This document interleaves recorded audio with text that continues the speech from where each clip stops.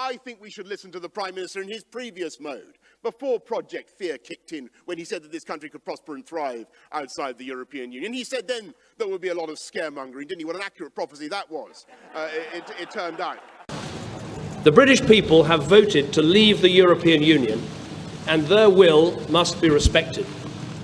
I want to thank everyone who took part in the campaign on my side of the argument, including all those who put aside party differences to speak in what they believed was the national interest. And let me congratulate all those who took part in the Leave campaign for the spirited and passionate case that they made. The will of the British people is an instruction that must be delivered. It was not a decision that was taken lightly, not least because so many things were said by so many different organisations about the significance of this decision. So there can be no doubt about the result. Across the world, people have been watching the choice that Britain has made. I would reassure those markets and investors that Britain's economy is fundamentally strong. And I would also reassure Brits living in European countries and European citizens living here that there will be no immediate changes in your circumstances. There will be no initial change in the way our people can travel, in the way our goods can move, or the way our services can be sold. We must now prepare for a negotiation with the European Union. This will need to involve the full engagement of the Scottish, Welsh and Northern Ireland governments to ensure that the interests of all parts of our United Kingdom are protected and advanced. But above all, this will require strong, determined and committed leadership. I'm very proud and very honoured to have been Prime Minister of this country for 6 years. I believe we've made great steps, with more people in work than ever before in our history, with reforms to welfare and education, increasing people's life chances, building a bigger and stronger society, keeping our promises to the poorest people in the world, and enabling those who love each other to get married whatever their sexuality. But above all, restoring Britain's economic strength. And I'm grateful to everyone who's helped to make that happen. I've also always believed that we have to confront big decisions, not duck them. That is why we delivered the first coalition government in 70 years to bring our economy back from the brink. It's why we delivered a fair, legal and decisive referendum in Scotland. And it's why I made the pledge to renegotiate Britain's position in the European Union and to hold a referendum on our membership, and have carried those things out.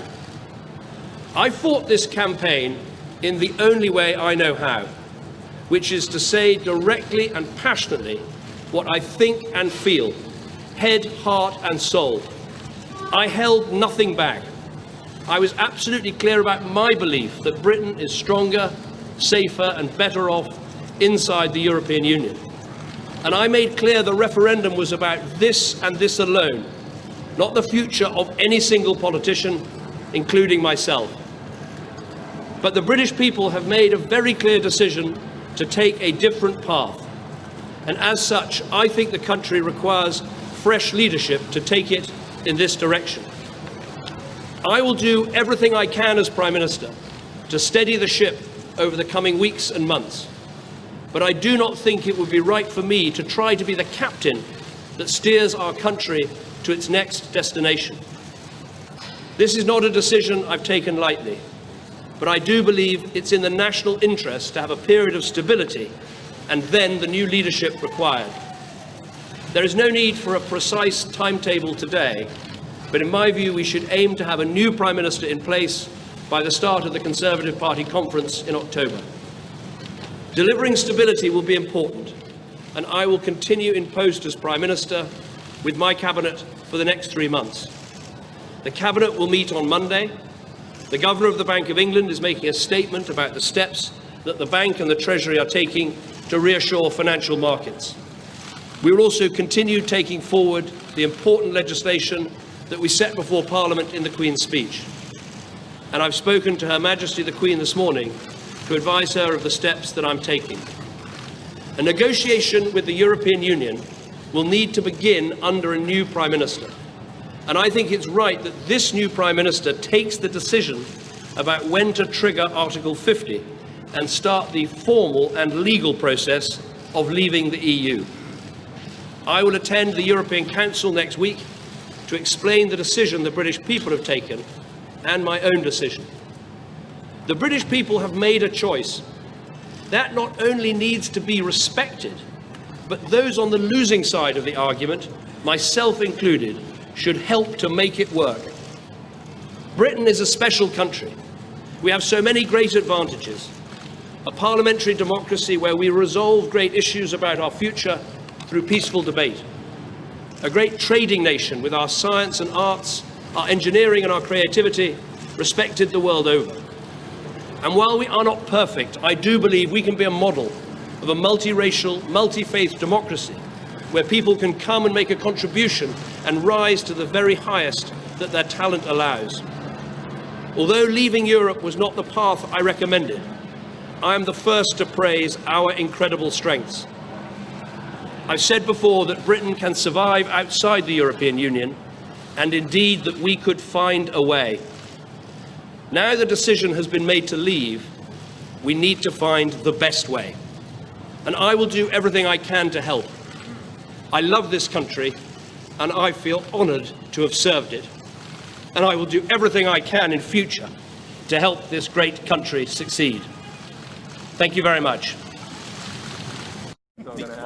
Take back control. Their slogan helped win Britain's EU referendum for vote leave. But with Europe waiting to hear just what the UK actually wants from Brexit, the United Front collapsed as Gove, not Johnson, said he'd run for Prime Minister. Was this betrayal, Boris's brother was asked. Ask Michael. Others struggled for answers too. Michael Gove had been expected to back Boris. He has character I don't, he said. Count me out. Now suddenly he's changed his tune. Boris is an amazing and an impressive person. But I've realised in the last few days that Boris isn't capable of building that team and providing that unity. And so I came reluctantly but firmly to the conclusion that as someone who had argued from the beginning that we should leave the European Union, that I had to stand for the leadership of the Conservative Party. Boris Johnson supporters had gathered anticipating a triumphant announcement. Instead, the man who championed the Brexit cause and was expected to carry the fight to Brussels was out of the race. My role will be to give every possible support to the next Conservative administration to make sure that we properly fulfil the mandate of the people that was delivered at the referendum and to champion the agenda I believe in. Johnson's critics say he only believed in Brexit to further his own ambition. They accuse him of creating the UK's biggest crisis in decades only to abandon ship. The next Prime Minister will be a woman. Conservative MPs have selected their two candidates, Theresa May and Andrea Leadsom. Now, 150,000 Conservative members will pick one of them, deciding the future of the party and the country. Just 2 weeks have passed since David Cameron stepped down following the EU referendum result. Thank you very much. It has been a bonfire of politics ever since. Nigel Farage resigned from UKIP. The Labour Party imploded, with most of the shadow cabinet resigning. Boris Johnson was betrayed by his Brexit buddy Michael Gove, leaving him to deliver a punchline that fell flat. That person cannot be me. After the treachery and the fighting, someone has to unite the party and a divided nation. With the three other contenders, Liam Fox, Stephen Crabb and Michael Gove, out, it's down to May or Leadsom in the battle for number 10.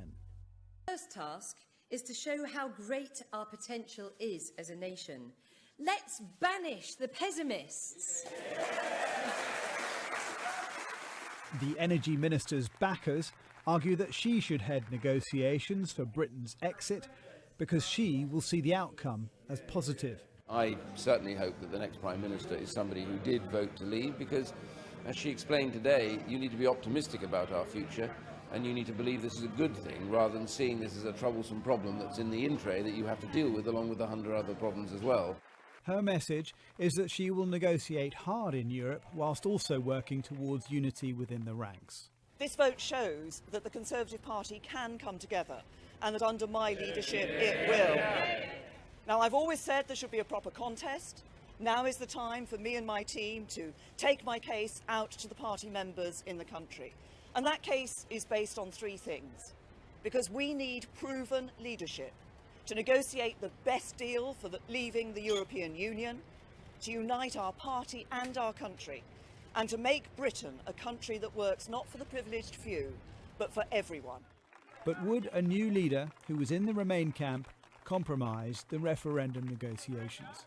Ian Duncan Smith said it needs to be someone who is optimistic and enthusiastic about Brexit. That's not Theresa May. Look, it's about getting the job done for the country. This is a moment where we have to get it right. We've got an uneasy business community facing change that it's not totally comfortable with. We've got a political process that needs to be stabilised. We need a proper system of negotiation. We need to do all the groundwork. We need to get this right for the future of our country. If ever there was a moment where we have to have sound, experienced leadership, this is now. This is not the moment to try and plough a new path with an inexperienced leader who's not sat around the top table. And the changing of the guard in Britain. New British Prime Minister Theresa May meeting with the Queen today at Buckingham Palace following the resignation of David Cameron. ABC's Alex Marquardt tonight on the new leader, many asking, is she the new Iron Lady? The country's now second female prime minister has drawn comparisons to its first, Iron Lady Margaret Thatcher. Headlines across Europe highlighting both her hard-as-nails toughness and bold sense of style. She comes to power in the chaotic wake of the Brexit vote to leave the European Union, which forced David Cameron to resign. David Cameron leaving 10 Downing Street after 6 years, far sooner than he expected, coming out of this official residence for the last time with his family. He will then go down to Buckingham Palace for a private meeting with the Queen, where he will offer his official resignation.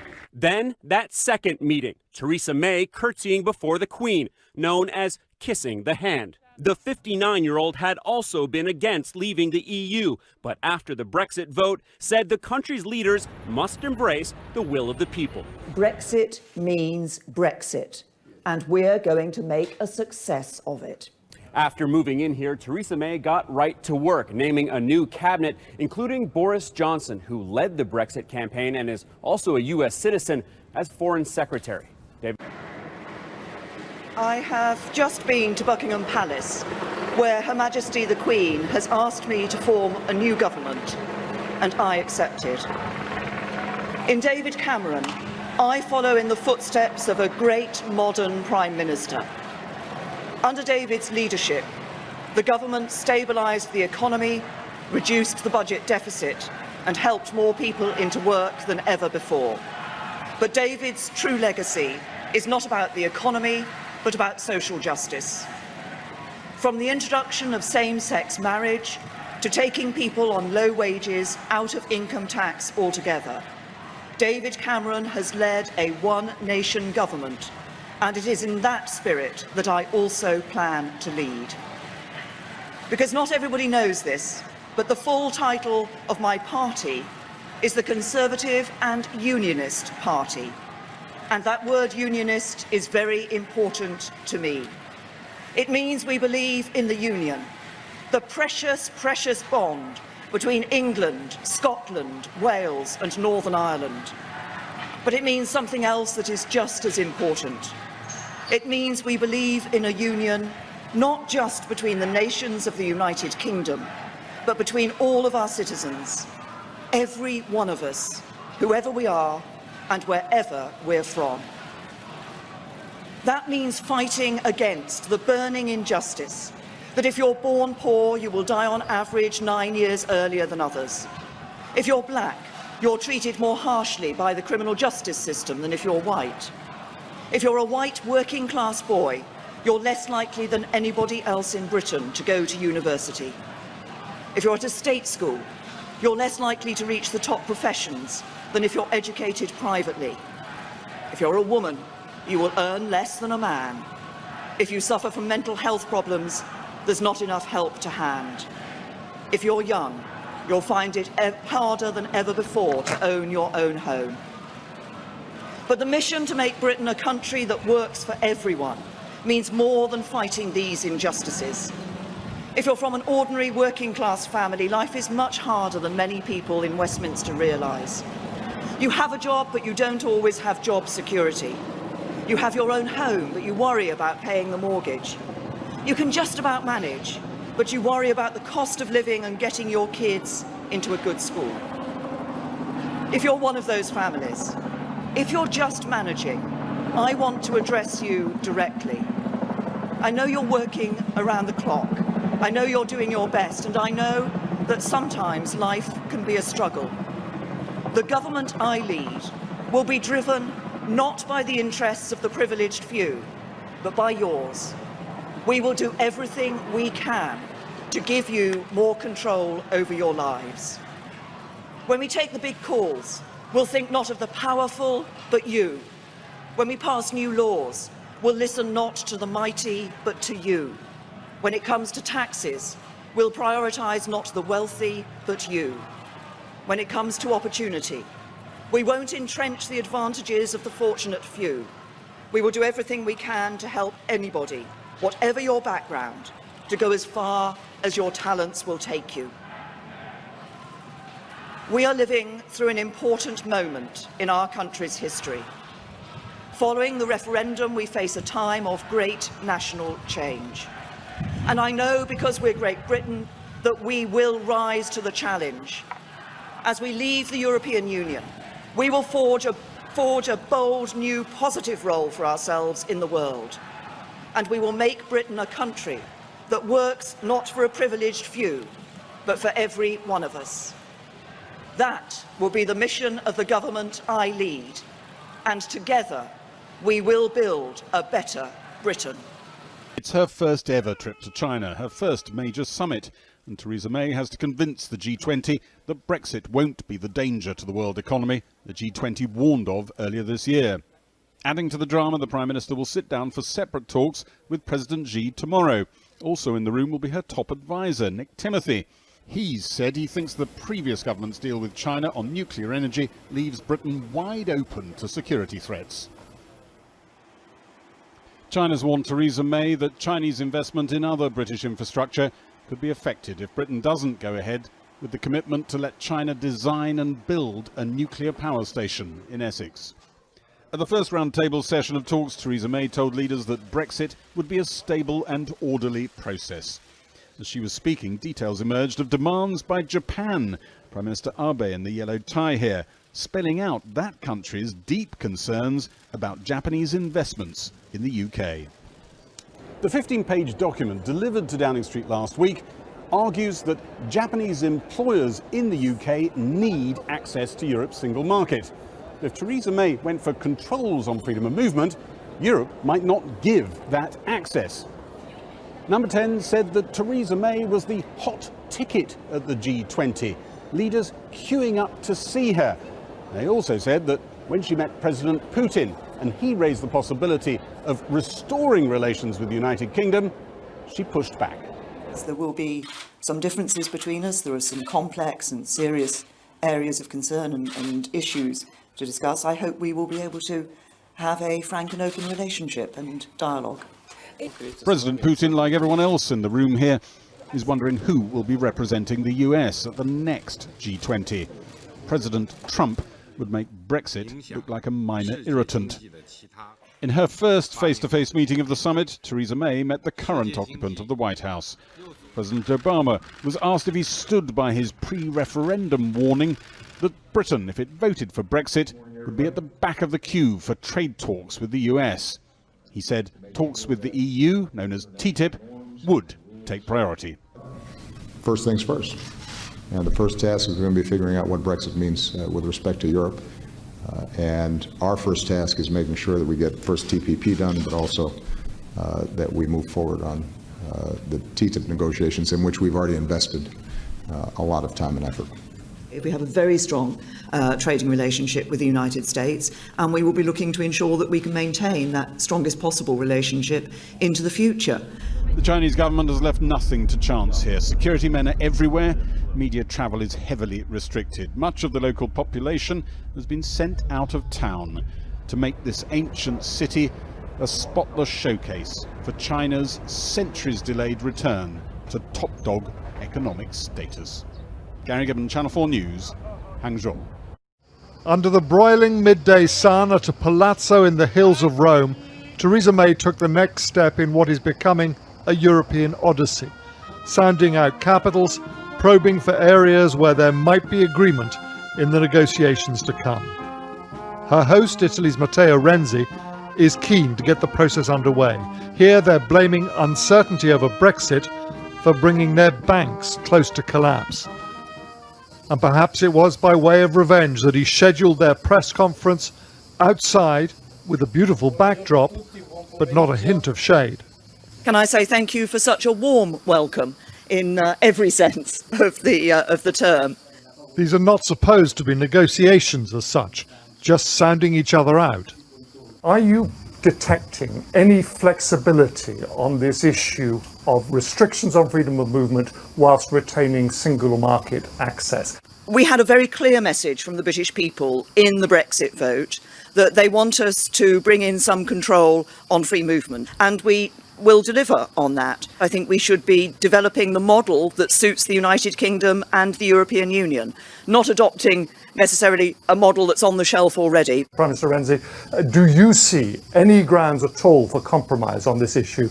All the political life is a life of compromise, but I think this is a very delicate point for the reason Theresa explains very well now. Renzi has a particular problem in that Italy's main opposition party is itself demanding a referendum on getting out of the euro. What I wish is that someone, as the Italian government, as seen is in Great Britain, can follow the example of asking to the people if they want to stay in the European Monetary Union or get out of the European Monetary Union. Tomorrow the tour continues with visits to Warsaw and the Slovak capital Bratislava.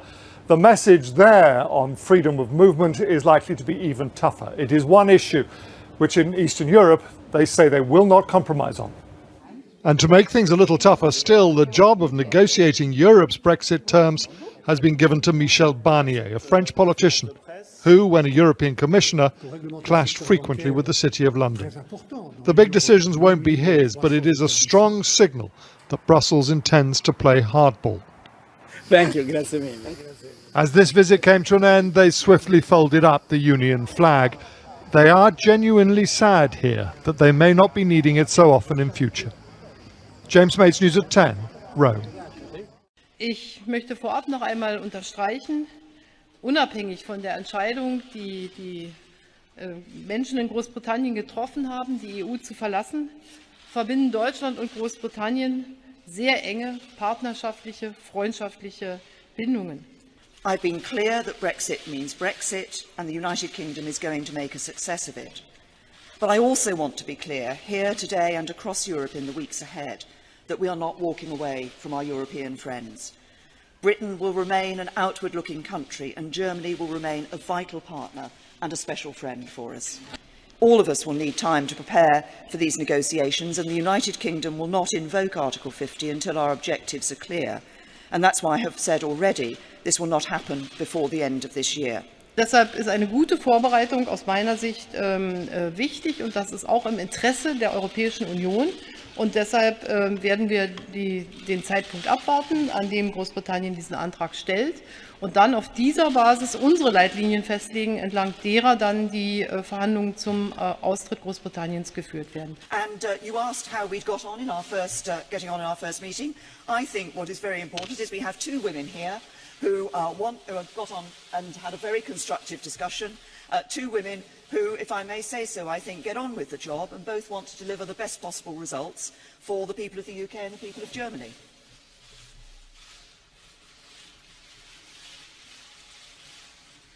Genau, dem schließe ich mich. Exactly. I can only Dem schließe ich mich subscribe voll to it and inhaltlich underline it in full.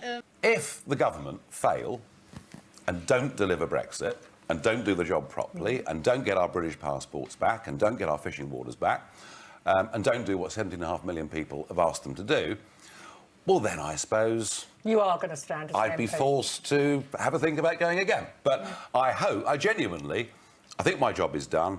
I hope they get on with it, do the job, You know, we have the best relations possible with our European friends and neighbours, but run our own country. Is Theresa May the woman to get the job done, do you think? She started off really well, didn't she? You know, the first couple of weeks I thought, wow, I mean, this is the sort of toughest leader we've seen since Margaret Thatcher. In the last couple of weeks, it's been slipping a little bit. Now, she spoke at the G20 summit and she said what the British voters voted for in the referendum was some degree of control over immigration. Oh, no, we didn't. We voted to take back control of our borders so we can decide who comes to Britain. So I'm slightly worried about it. Tonight, newly released security camera video reveals the traumatic moments of terror up close. Watch as this restaurant manager hustles people inside. He and patrons barricade the door, close the front windows. One woman peering out sees the attackers, turns and runs. The manager lets more people in and then watch. You can see the attackers approach, trying to enter. A terrifying tug-of-war begins as the manager guards the doorway and forces the door shut just as one of the machete-wielding attackers tries to get inside. A second angle shows the manager holding the door as the attacker pushes. Patrons eventually peeking outside to see if all is clear. And this. Police are shooting. I'm trying to keep myself safe. Photographer Gabriele Sciotto caught outside on the street as police open fire on the attackers. Other officers move in, people fleeing the scene. Those moments coming during the 18 minutes of terror that seemed an eternity. At 9:58 p.m., the attack begins. That white van runs off the road on London Bridge, starts ramming pedestrians. At the south end of the bridge, 3 men with long knives get out and start slashing and stabbing people. At 10:08, police are called to the scene, and by 10:16 p.m., all 3 attackers are dead outside the Wheatsheaf pub, their phony suicide vests failing to keep police at bay. 50 shots fired by 8 officers. This is, as we all know, the 3rd terrorist attack Britain has experienced in the last 3 months. In March, a similar attack took place just around the corner on Westminster Bridge. 2 weeks ago, the Manchester Arena was attacked by a suicide bomber. And now London has been struck once more. And at the same time, the security and intelligence agencies and police have disrupted 5 credible plots since the Westminster attack in March. In terms of their planning and execution, the recent attacks are not connected. But we believe we are experiencing a new trend in the threat we face, as terrorism breeds terrorism, and perpetrators are inspired to attack, not only on the basis of carefully constructed plots after years of planning and training, and not even as lone attackers radicalized online, but by copying one another and often using the crudest of means of attack. We cannot and must not pretend that things can continue as they are. Things need to change, and they need to change in 4 important ways. First, while the recent attacks are not connected by common networks, they are connected in one important sense. They are bound together by the single evil ideology of Islamist extremism that preaches hatred, sows division, and promotes sectarianism. It is an ideology that claims our Western values of freedom, democracy, and human rights are incompatible with the religion of Islam. It is an ideology that is a perversion of Islam and a perversion of the truth. Defeating this ideology is one of the great challenges of our time, but it cannot be defeated through military intervention alone. It will not be defeated through the maintenance of a permanent defensive counter-terrorism operation, however skillful its leaders and practitioners. It will only be defeated when we turn people's minds away from this violence and make them understand that our values, pluralistic British values, are superior to anything offered by the preachers and supporters of hate. Second, we cannot allow this ideology the safe space it needs to breed. Yet that is precisely what the internet and the big companies that provide internet-based services provide.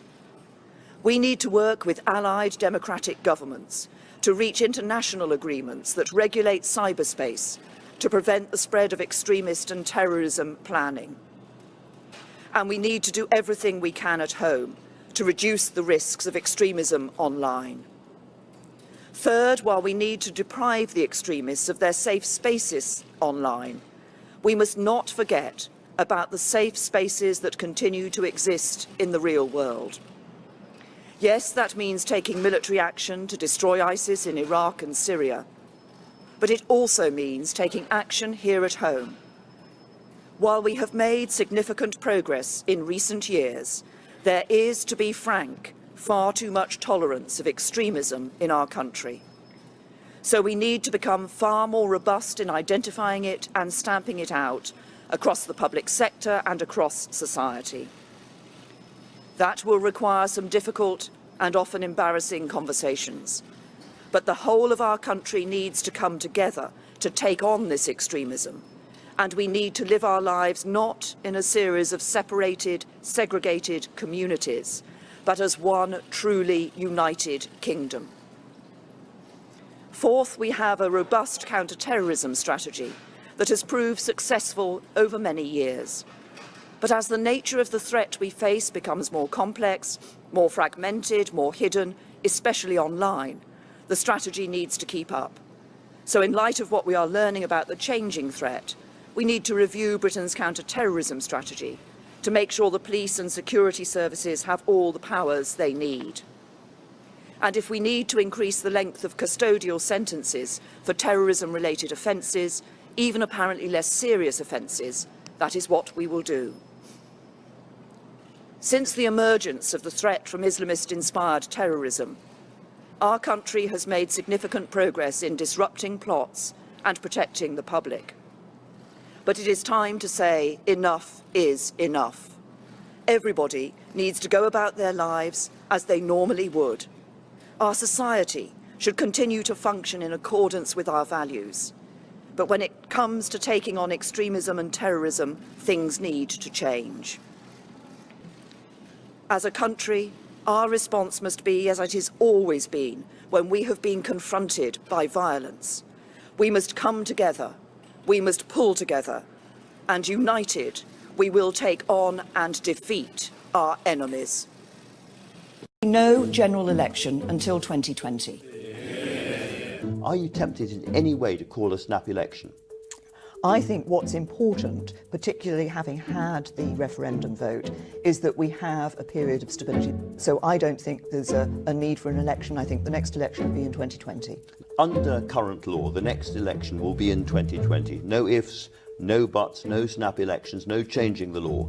Under you, is that absolutely certain that we're not going to see an election before 2020? I'm not going to be calling a snap election. I've been very clear that I think we need that period of time, that stability, to be able to deal with the issues that the country is facing and have that election in 2020. It's a new government. Shouldn't there therefore be a mandate? Do you really think you have a mandate to do some of the things that you want to do? They elected a Conservative government on a manifesto which my Conservative government is putting into practice. And what we need is stability. You've talked about the economic situation, you've talked about markets.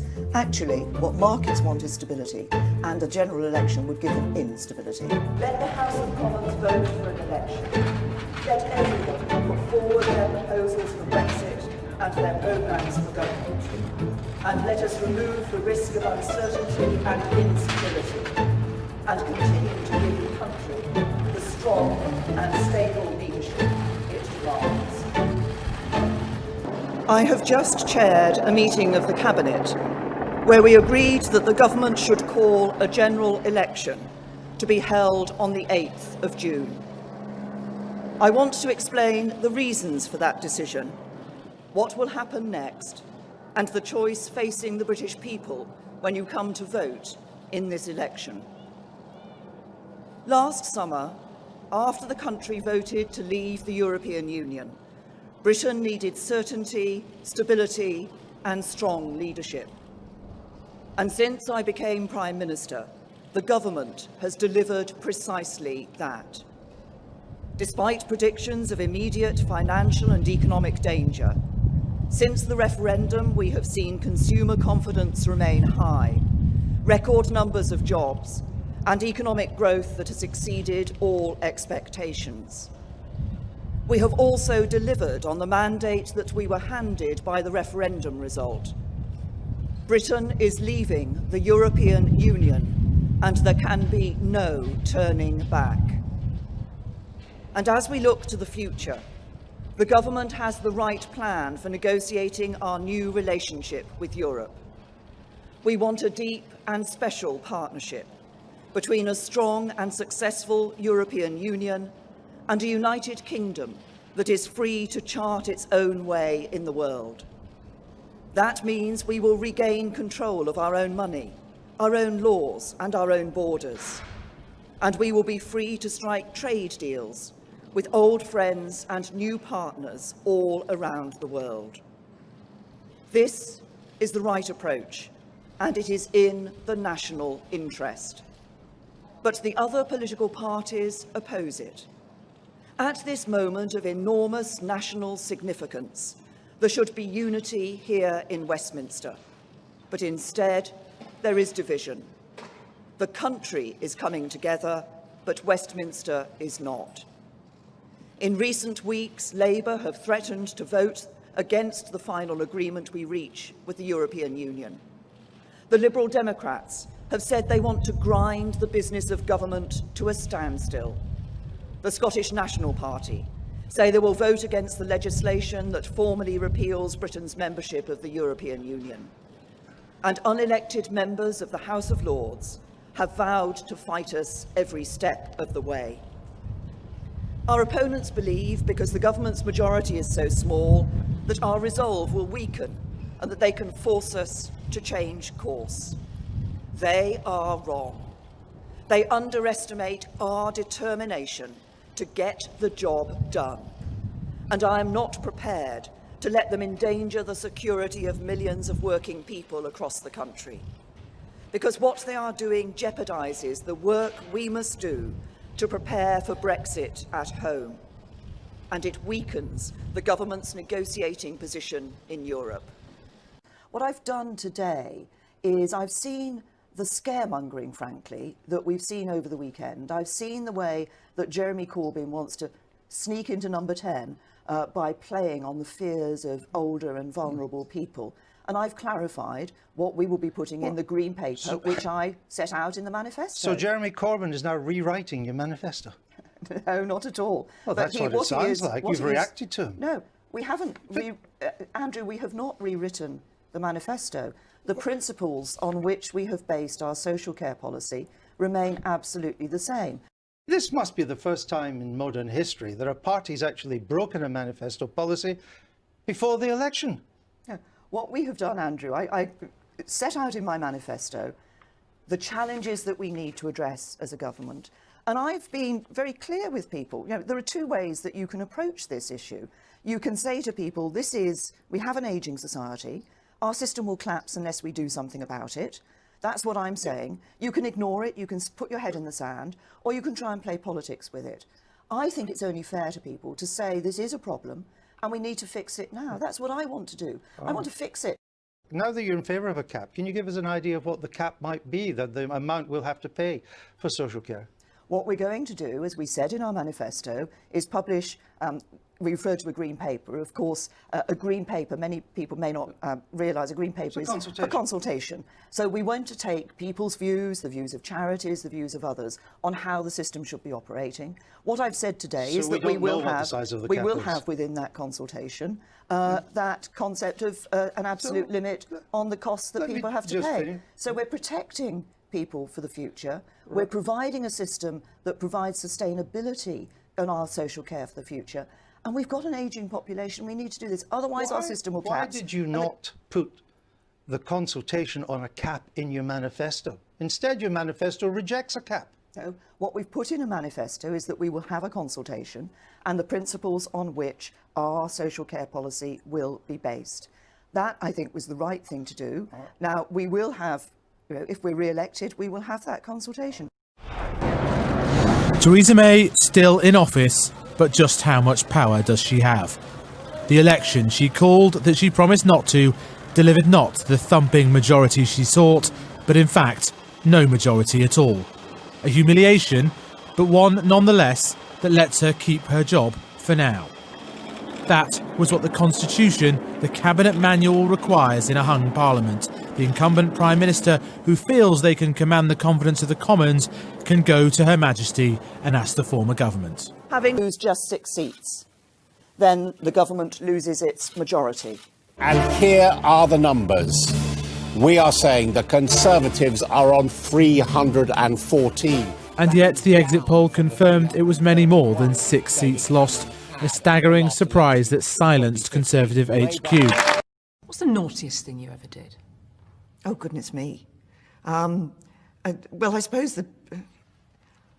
gosh, do you know, I'm not quite sure. Well, there must have been a moment. Nobody's ever perfectly behaved, are they? I mean, you know, I have to confess, when me and my friends sort of used to run through the fields of wheat, the farmers weren't too pleased about that. We are leaving the European Union, but we are not leaving Europe. And that is why we seek a new and equal partnership between an independent, self-governing global Britain and our friends and allies in the EU.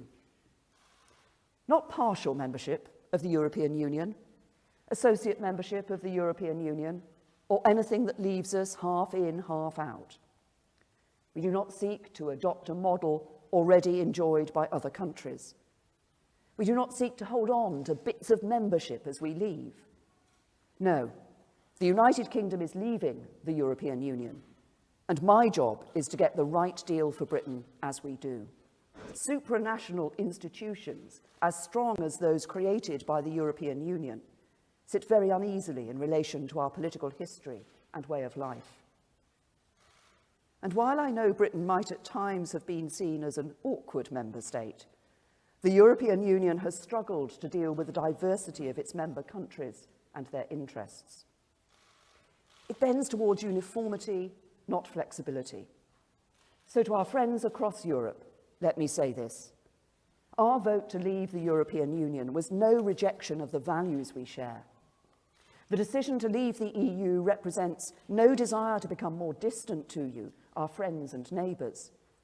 It was no attempt to do harm to the EU itself or to any of its remaining member states. We do not want to turn the clock back to the days when Europe was less peaceful, less secure, and less able to trade freely. It was a vote to restore, as we see it, our parliamentary democracy, national self-determination, and to become even more global and internationalist in action and in spirit.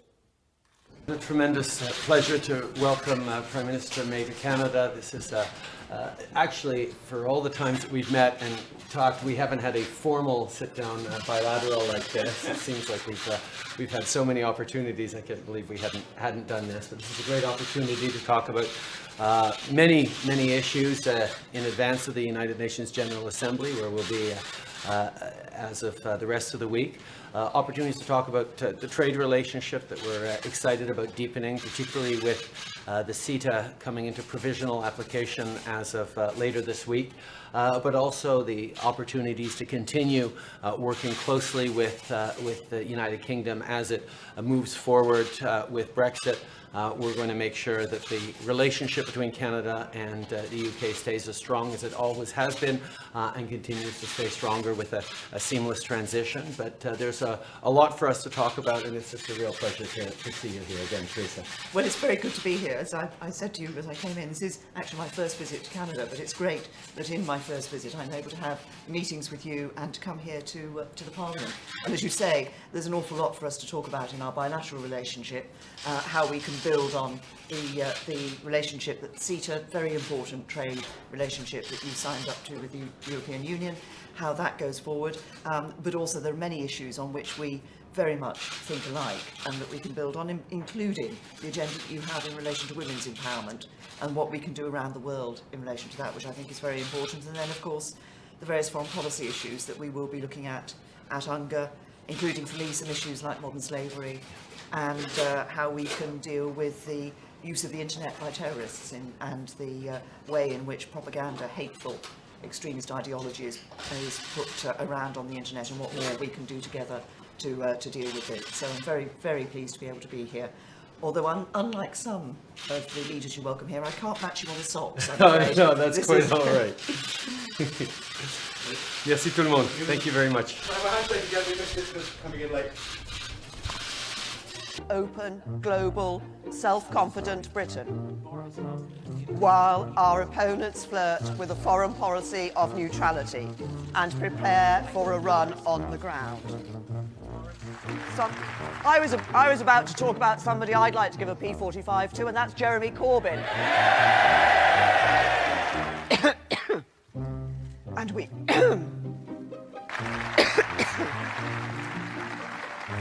I hope you notice that, ladies and gentlemen, the Chancellor giving something away free. You can't get something for nothing. The Chancellor will probably tell me there'll be a price to pay in a minute for the image of modern Britain in all its diversity, compassion and strength that was shared around the globe. I think if she can't make it work here, it's going to be hard elsewhere. There are good foundations here. You've already got big British companies, big names like Paul Smith, Burberry, even high street retailers like Lush doing very well in Japan. You've got Aston Martin coming on the trip with the Prime Minister, just landed actually here in Kyoto, and they're about to announce a big investment to create a Japanese headquarters, an HQ for Asia. It's really, though, about steadying nerves on the other side. Britain is the second biggest recipient of Japanese investment in the world. There's an awful lot of big Japanese firms who use Britain as a gateway to Europe, and they are really worried about Brexit and what it means. And there will be those nerves that the Prime Minister needs to steady as she sits around the table, and that's despite the fact there is a really big love of everything British here. For British retailer Cath Kidston, Japan is now its second biggest market. Customers here, it seems, can't get enough of its cutesy clothing and accessories. It reminds me of British countryside. Cath Kidston currently has 27 stores here in Japan, contributing more than 11% of its total sales all the way around the world. And they've got another 9 stores planned in the next 6 months. We will continue to focus on Japanese customers. That's the most important thing for us, and creating great products that they love and will help the business grow. Obviously, I hope that any visits that the government makes to Japan or any other country will help Cath Kidston as we grow internationally. The director of the British Council in Japan sees the success of British retailers as proof that there are common links between the two countries. We're both democracies. We both place a lot of importance on the rule of law. We're both island nations, so whilst there are differences, there are real commonalities between the UK and Japan. And trade, of course, is a two-way path. Japan's famous watchmaker Seiko is looking to sell more of its high-end products in Britain and wants tariffs removed as part of any deal. Currently, its watches attract a 4.5% charge at the UK and EU border. There's nothing coming the other way. Well, it all depends on how Brexit and post-Brexit discussion evolve. Currently, European watchmakers do have an advantage. It's one added complication of a post-Brexit world, with businesses on both sides of the globe wondering whether deals can be done in time. 1 million yen. Yes. Wow, that's a lot of money. Richard Gaisford, Good Morning Britain, Kyoto. Brexit looms over Britain. The UK Prime Minister's Chinese tour will aim to build on its strengths, according to global financial services giant UBS. It is an open door, but it needs to be a relationship based on mutual respect, right?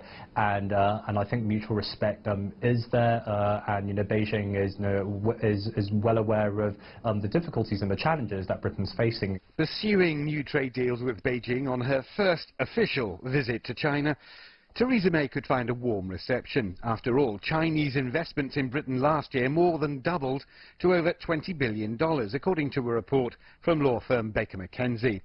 One of China's biggest single global investments is Hinkley Point in the UK's West Country, the first new nuclear power station to be built in Britain in a generation. During roundtable talks, China will likely turn an eye to the City of London. When Britain is attacked by terrorism, we feel we are attacked as well. There are no two nations in the world that trust each other more than the United Kingdom and Australia. At times such as this, we're reminded of the importance of the strong ties that have bound our two nations together for over 100 years. We've both made clear our intention to continue to deepen our trade and investment relationship as the UK leaves the EU. We look forward to speedily concluding a free trade agreement with Australia, and as you said, I think we were the first on the phone. The North Korean regime must stop its dangerous and reckless conduct. The Prime Minister and I discussed with our partners how we can step up international efforts to increase pressure on Pyongyang. We're not really debating today, but the last time we debated was at the Oxford Union. Theresa Brazier and Malcolm Turnbull were both on the notice paper, and the President was Philip May.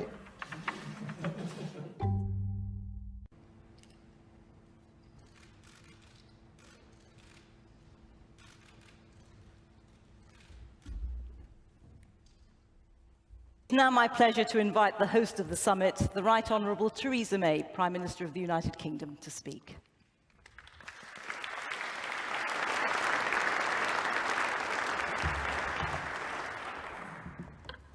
Your Majesty, Your Royal Highnesses, Secretary-General, Your Excellencies, ladies and gentlemen, I'm extremely proud to be welcoming you all to London, the first full Heads of Government meeting here in almost 40 years. I want to begin by expressing my gratitude to Prime Minister Muscat and his team. Thank you for your incredible hard work. You represent a Commonwealth truth that the size of a country does not limit its ambition and impact. I hope that over the coming days and months, we can build on the work you have begun as we forge a future for our common good.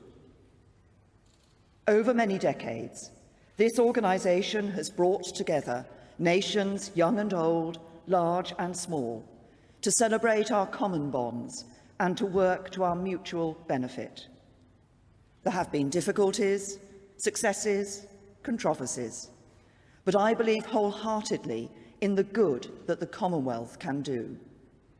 And this week, as young people from our many nations gather and contribute their views, our responsibility as leaders is to ensure their voices are heard and to build a Commonwealth that we can be proud to hand on to the next generation. For in the Commonwealth, we have an incredible opportunity. An opportunity to show just what can be achieved through coordinated action and cooperation, to seize the possibilities open to us as member countries, and together to take on some of the 21st century's biggest questions.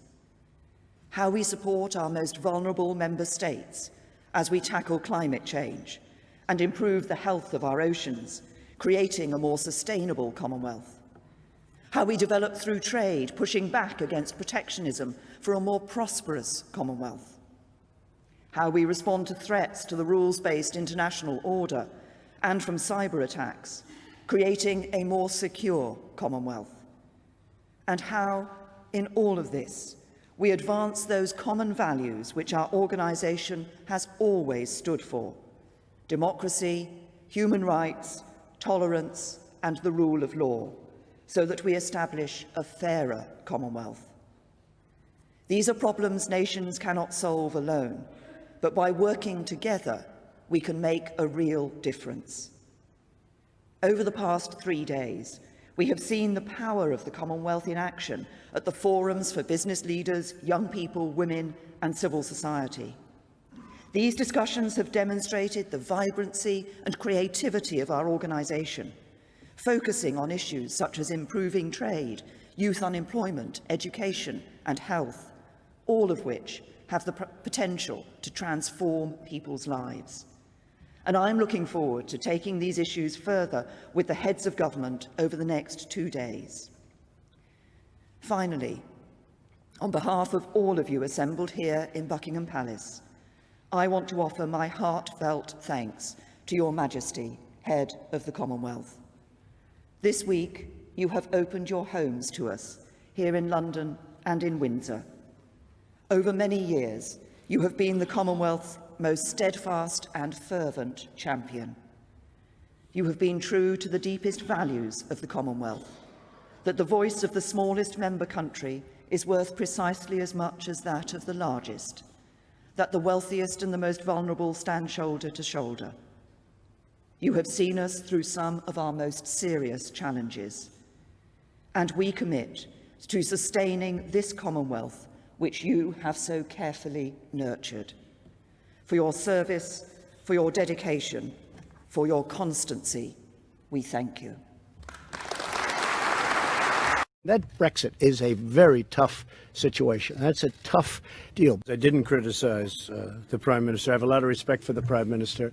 And unfortunately, there was a story that was done, which was, generally fine, but it didn't put in what I said about the Prime Minister. And I said tremendous things. I said to that paper, The Sun, and they seem like two very nice people, but I said that Theresa May is one of them's nice, but I said, she's sitting here. Oh, good. Where is that person? Where did I say nice things about Theresa May, please?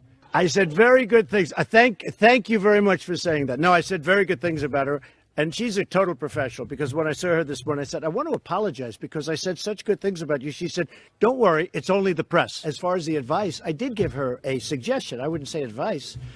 And I think she found it maybe too brutal. And that's okay, because I could see that. But I don't know if you remember what I said. But I did give her a certain amount of, I gave her a suggestion, not advice. I could fully understand why she thought it was a little bit tough. And maybe someday she'll do that. If they don't make the right deal, she might very well do what I suggested that she might want to do. But whatever you do is okay with me. That's your decision. Whatever you're going to do is okay with us. Just make sure we can trade together. That's all that matters.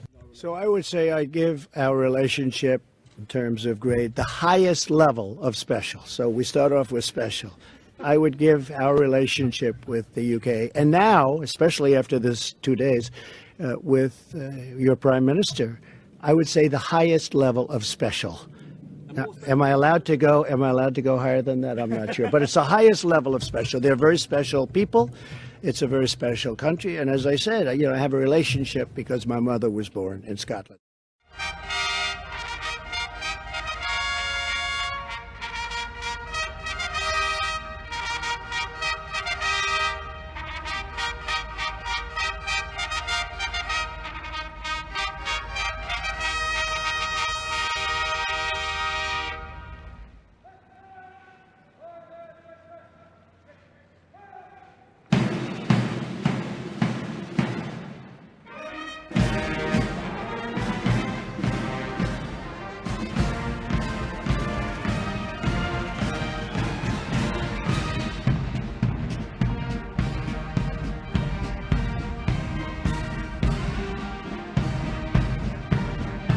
We had a session this morning on internal security, where I gave an update on Salisbury. I thanked EU leaders for their strong response to this reckless and criminal act by two officers of the Russian GRU, and this sends a very strong message on our collective determination to defend the international rules-based system.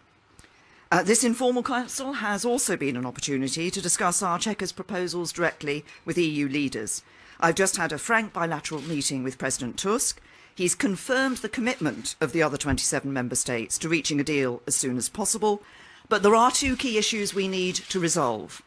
We both agree there can be no withdrawal agreement without a legally operative backstop. But that backstop cannot divide the United Kingdom into two customs territories, and we will be bringing forward our own proposals shortly. On the economic partnership, there is no solution that will resolve the Northern Ireland border which is not based on the frictionless movement of goods. Our white paper remains the only serious and credible proposition on the table for achieving that objective. So there's a lot of hard work to be done, but if the political will is there on the other side, I'm confident we will reach a deal, and to do so is in the EU's interests as well as the UK's. Yesterday, I was in Salzburg for talks with European leaders. I have always said that these negotiations would be tough, and they were always bound to be toughest in the final straight. While both sides want a deal, we have to face up to the fact that, despite the progress we have made, there are two big issues where we remain a long way apart. The first is our economic relationship after we have left. Here, the EU is still only offering us two options. The first option would involve the UK staying in the European Economic Area and a customs union with the EU. In plain English, this would mean we'd still have to abide by all the EU rules. Uncontrolled immigration from the EU would continue, and we couldn't do trade deals we want with other countries. That would make a mockery of the referendum we had 2 years ago. The second option would be a basic free trade agreement for Great Britain that would introduce checks at the Great Britain-EU border. But even worse, Northern Ireland would effectively remain in the customs union and parts of the single market, permanently separated economically from the rest of the UK by a border down the Irish Sea. Parliament has already unanimously rejected this idea. Creating any form of customs border between Northern Ireland and the rest of the UK would not respect that Northern Ireland is an integral part of the United Kingdom, in line with the principle of consent as set out clearly in the Belfast Good Friday Agreement. It is something I will never agree to. Indeed, in my judgment, it is something no British Prime Minister would ever agree to. If the EU believe I will, they are making a fundamental mistake. Anything which fails to respect the referendum or which effectively divides our country in two would be a bad deal. And I have always said, no deal is better than a bad deal. But I have also been clear that the best outcome is for the UK to leave with a deal. That is why, following months of intensive work and detailed discussions, we proposed a third option for our future economic relationship based on the frictionless trade in goods. That is the best way to protect jobs here and in the EU, and to avoid a hard border between Ireland and Northern Ireland, while respecting the referendum result and the integrity of the United Kingdom. Yesterday, Donald Tusk said our proposals would undermine the single market. He didn't explain how in any detail or make any counter-proposal. So we are at an impasse. The second issue is connected to the first. We both agree that the withdrawal agreement needs to include a backstop to ensure that if there's a delay in implementing our new relationship, there still won't be a hard border between Ireland and Northern Ireland. But the EU is proposing to achieve this by effectively keeping Northern Ireland in the customs union. As I have already said, that is unacceptable. We will never agree to it. It would mean breaking up our country. We will set out our alternative that preserves the integrity of the UK, and it will be in line with the commitments we made back in December, including the commitment that no new regulatory barriers should be created between Northern Ireland and the rest of the UK, unless the Northern Ireland Executive and Assembly agree. As I told EU leaders, neither side should demand the unacceptable of the other. We cannot accept anything that threatens the integrity of our union, just as they cannot accept anything that threatens the integrity of theirs. We cannot accept anything that does not respect the result of the referendum, just as they cannot accept anything that is not in the interests of their citizens. Throughout this process, I have treated the EU with nothing but respect. The UK expects the same. A good relationship at the end of this process depends on it. At this late stage in the negotiations, it is not acceptable to simply reject the other side's proposals without a detailed explanation and counter-proposals. So we now need to hear from the EU what the real issues are and what their alternative is, so that we can discuss them. Until we do, we cannot make progress. In the meantime, we must and will continue the work of preparing ourselves for no deal. In particular, I want to clarify our approach to two issues. First, there are over 3 million EU citizens living in the UK who will be understandably worried about what the outcome of yesterday's summit means for their future. I want to be clear with you that even in the event of no deal, your rights will be protected. You are our friends, our neighbours, our colleagues. We want you to stay. Second, I want to reassure the people of Northern Ireland that in the event of no deal, we will do everything in our power to prevent a return to a hard border. Let me also say this. The referendum was the largest democratic exercise this country has ever undergone. To deny its legitimacy or frustrate its result threatens public trust in our democracy. That is why, for over 2 years, I have worked day and night to deliver a deal that sees the UK leave the EU. I have worked to bring people with me, even when that has not always seemed possible. No one wants a good deal more than me, but the EU should be clear. I will not overturn the result of the referendum, nor will I break up my country. We need serious engagement on resolving the two big problems in the negotiations, and we stand ready. Mr. Boris Johnson. Mr. Speaker, I'm grateful. No one on either side of this House or anywhere wants a hard border. You couldn't construct one if you tried. But there certainly can be different rules north and south of the border to reflect the fact that there are two different jurisdictions. In fact, there already are. There can be checks away from the border and technical solutions, as the Prime Minister rightly described at Mansion House. In fact, there already are. But when I and other colleagues, and I single out my right honourable friend, the Honourable Member for Horton, Price and Howden, proposed further technical solutions to make customs and regulatory checks remotely, those proposals were never even properly examined, as if such solutions had become intellectually undesirable in the context of the argument. And somehow, after the December joint report, whose backstop arrangement we were all told was entirely provisional, never to be invoked, it became taboo even to discuss technical fixes.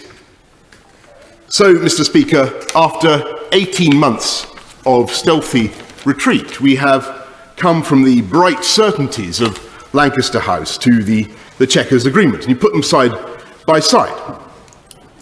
Lancaster House said laws will once again be made in Westminster. Yeah. Chequers says there will be an ongoing harmonisation with a common EU rulebook. Lancaster House said it would be wrong to comply with EU rules and regulations without having a vote on what those rules and regulations are. Chequers now makes us rules takers. Lancaster House said we don't want anything that leaves us half in, half out, and we do not seek to hold on to bits of membership as we leave. Chequers says that we will remain in lockstep on goods and agri-foods and much more besides, with disputes ultimately adjudicated by the European Court of Justice. Far from making laws in Westminster, there are large sectors in which ministers will have no power to initiate, innovate, or even deviate. After decades in which UK ministers have gone to Brussels and expostulated against costly EU regulation, we are now claiming that we must accept every jot and tittle for our economic health with no say of our own and no way of protecting our businesses and entrepreneurs from rules now and in the future that may not be in their interests.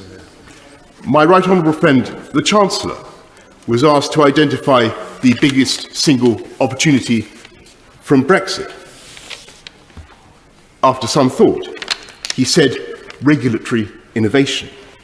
Well, there may be some regulatory innovation post-Brexit, but it won't be, alas, coming from the UK, and certainly not in those areas. We are volunteering for economic vassalage, not just in goods and agri-foods, but we will be forced to match EU arrangements on the environment and social affairs and much else besides. And of course, we all want high standards, but it is hard to see, I say to my honourable friends, it is hard to see how the Conservative government of the 1980s could have done its vital supply-side reforms with those freedoms taken away.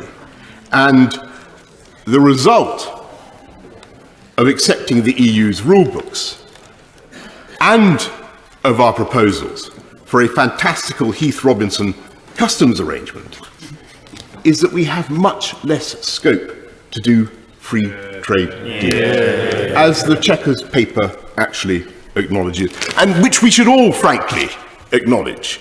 Because otherwise, if we pretend otherwise, we continue to make the fatal mistake of underestimating the intelligence of the public, saying one thing to the EU about what we are doing, and then saying another thing to the electorate.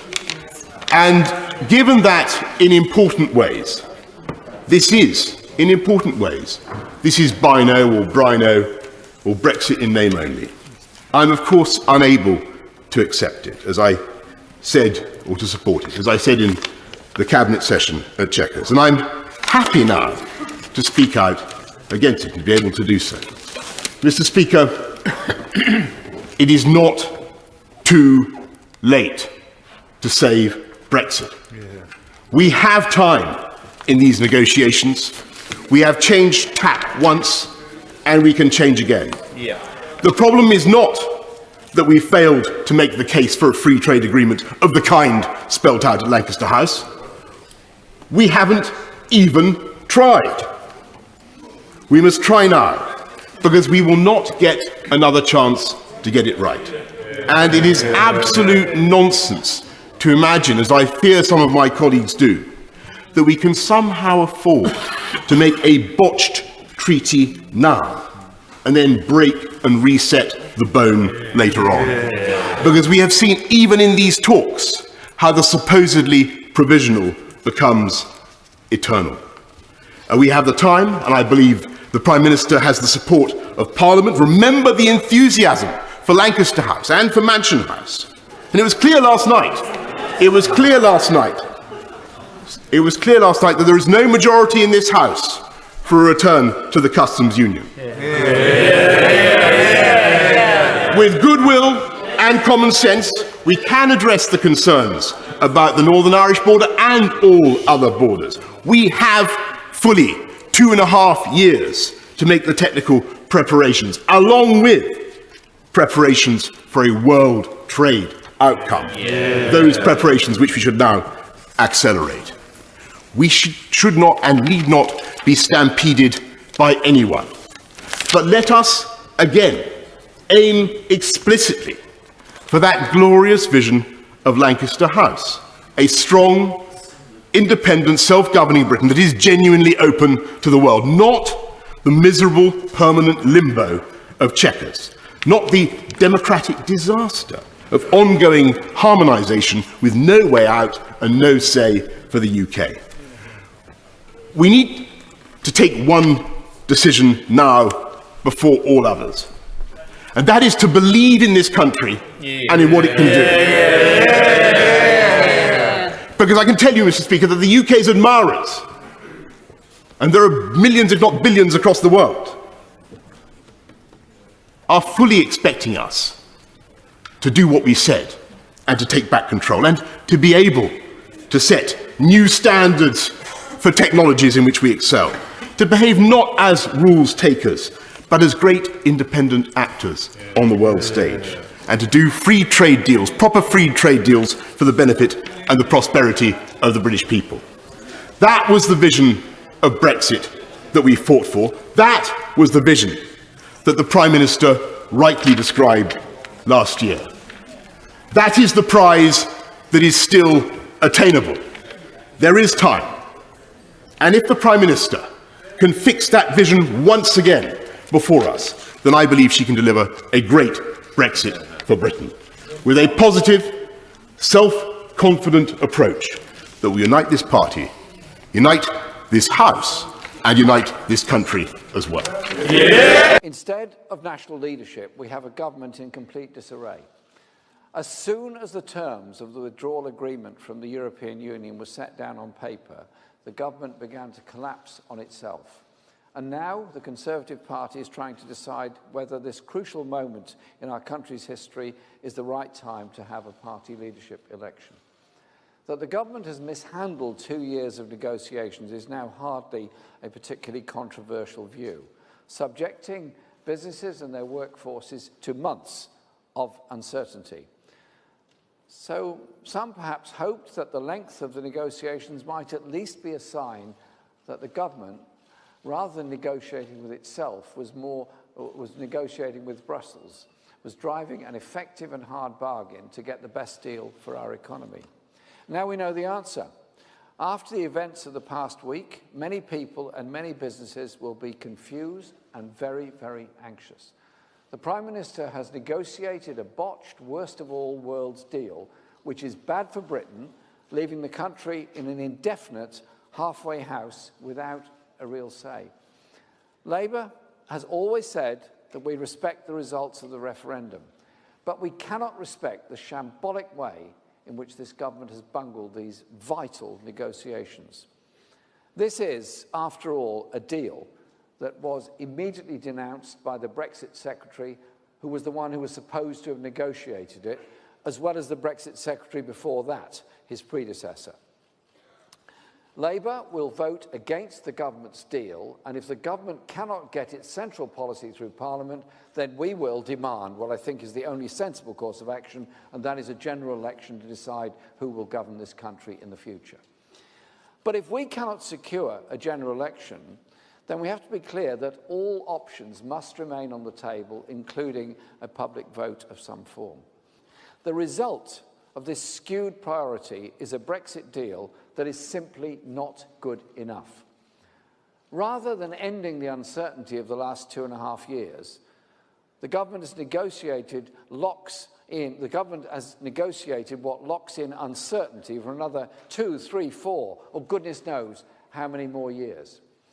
If a comprehensive future relationship is not agreed by January 2021, which frankly few believe is likely after the experience so far, then those negotiations would have to be put on hold because the focus would inevitably shift from negotiating the future relationship to negotiating an extension of the transition period, meaning another period and further uncertainty. After all the speculation about which adjective to use before the word Brexit, hard, soft, clean, red, white, blue, the Prime Minister has taken us into a new one, a blindfold Brexit. A deal designed to get her through the next stage of the process without anyone being able to see where we're heading as a country, which is what we all need to do. It's a leap in the dark, an ill-defined deal with a never-defined end date. A blindfold Brexit followed by further years of botched negotiations on our future relationship with the EU.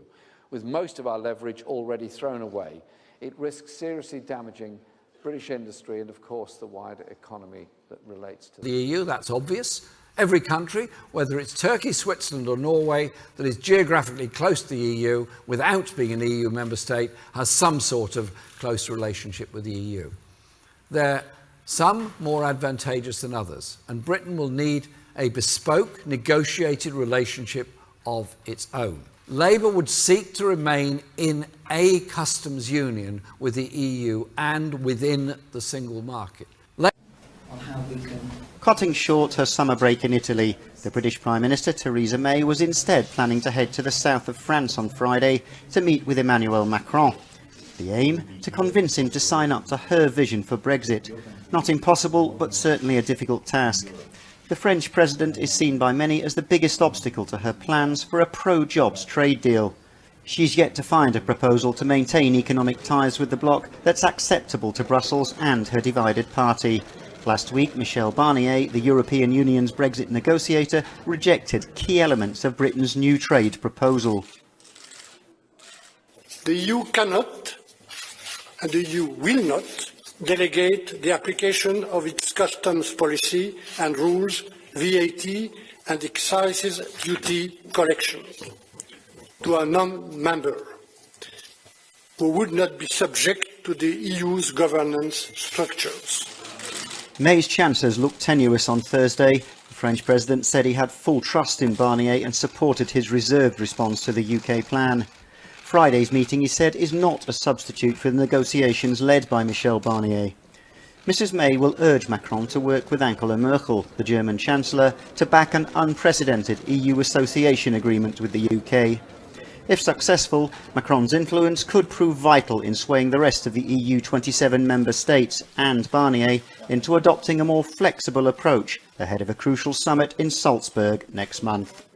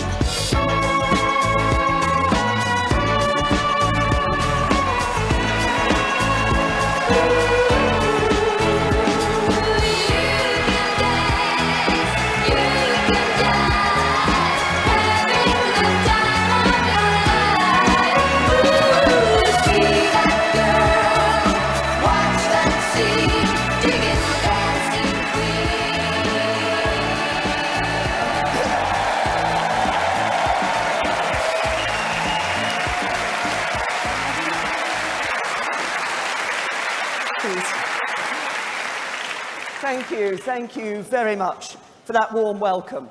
Now, can I just say, you will have to excuse me if I do cough during the speech. I've been up all night supergluing the backdrop.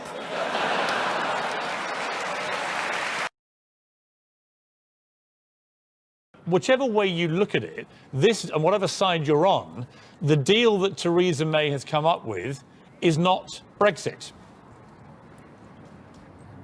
It's not. And if I were somebody who was a passionate Brexiteer like Nigel Farage or Jacob Rees-Mogg, I would be saying this just doesn't do remotely what was offered. And if you're somebody like me, you're saying, well, we're taking the cost and the hit on the economy, and what's the point? Theresa May, having spent the entire time saying that, you know, no deal is better than a bad deal, is basically now gone for the complete opposite. She's going to argue for a bad deal. A bad deal is better than no deal. It's almost a complete U-turn of her attitude. She wouldn't admit what she's got as a bad deal, but everybody else says it is.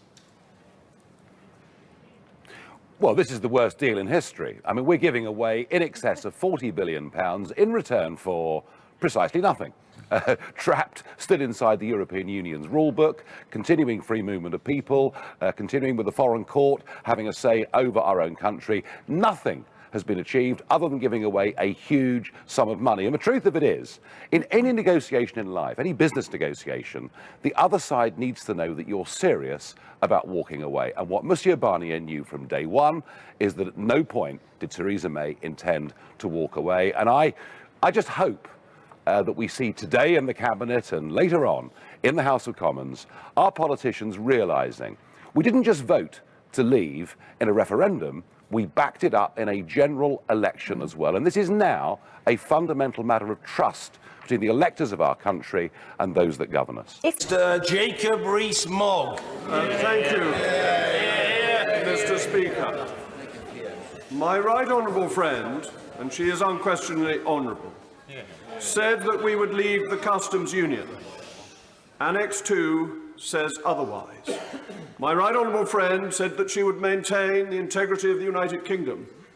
A whole protocol says otherwise. My right honourable friend said that we would be out of the jurisdiction of the European Court of Justice. Article 174 says otherwise. As what my right honourable friend says and what my right honourable friend does no longer match, should I not write to my right honourable friend, the member for Altrincham and Sale West? Prime Minister.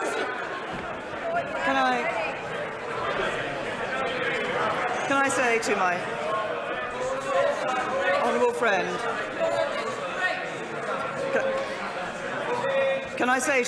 friend, can I say to my honourable friend, we will indeed, he has referred to the articles that relate to the protocol in the withdrawal agreement. I have been absolutely clear that some difficult choices have had to be made in relation to that protocol. Those choices have been made because I believe, and I strongly and firmly believe, it is important that we do ensure that there is no hard border between Northern Ireland and Ireland. But as I have said before, my honourable friend has heard me say before, it is not only our intention, but we will be working to ensure that that protocol does not need to be put into place. What we are negotiating alongside that withdrawal agreement is not something that will be of a temporary nature, but what will be a lasting future relationship with the European Union, which will last for decades to come. And in that future relationship, we will no longer be a member of the customs union. We will no longer be a member of the single market. An end to free movement will have been delivered. The integrity of the United Kingdom will have been maintained. The jurisdiction of the European Court of Justice in the United Kingdom will end, and we will come out of the Common Agricultural Policy and the Common Fisheries Policy. As I ask my honourable friend to consider the nature of the future relationship that we will be delivering with the European Union, which does indeed deliver on the commitments that I've made. No, of course it isn't. It's using the proper procedures of the Conservative Party when the policy that has come forward does not meet what we promised our voters. The Conservative Party referendum, on which almost all Conservative MPs stood, said specifically that we would leave the customs union. It did not have any small print saying, oh, unless we decide to have a backstop that is a permanent customs union that is harder to leave than leaving the European Union under Article 50.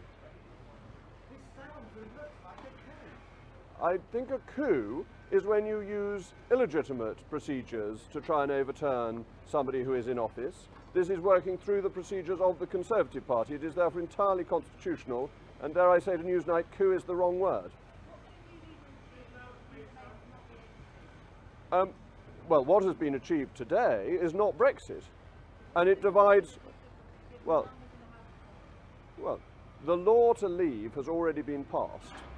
The Withdrawal Act is through, but what we need is a leader who will say to the European Union, it is impossible to divide up the United Kingdom, it is impossible to agree to a situation where we have a perpetual customs union, it is impossible to pay £39 billion of taxpayers' money for a few promises which was meant to be £39 billion for an implementation of a deal, and it is impossible for us to allow the continuing jurisdiction of the European Court of Justice. But the problem is that the negotiations have given away on all the key points. The ayes to the right, 306. The noes to the left, 325.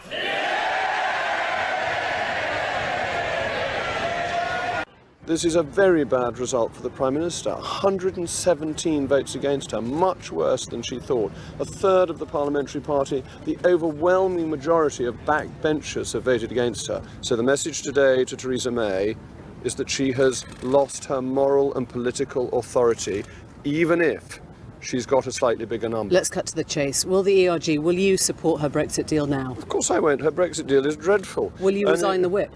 No, I'm not going to sign the whip. I'm a full-blown Tory and have been for a very long time. Because the point is, at the moment, I don't know whether you or the ERG have underestimated the anger in the country right now that this is self-indulgent, selfish and rather juvenile at a time when the country has the biggest political decision to make on its hands. The whole issue is that the Prime Minister has not done what she said she would do in the Conservative Party manifesto and a number of her speeches.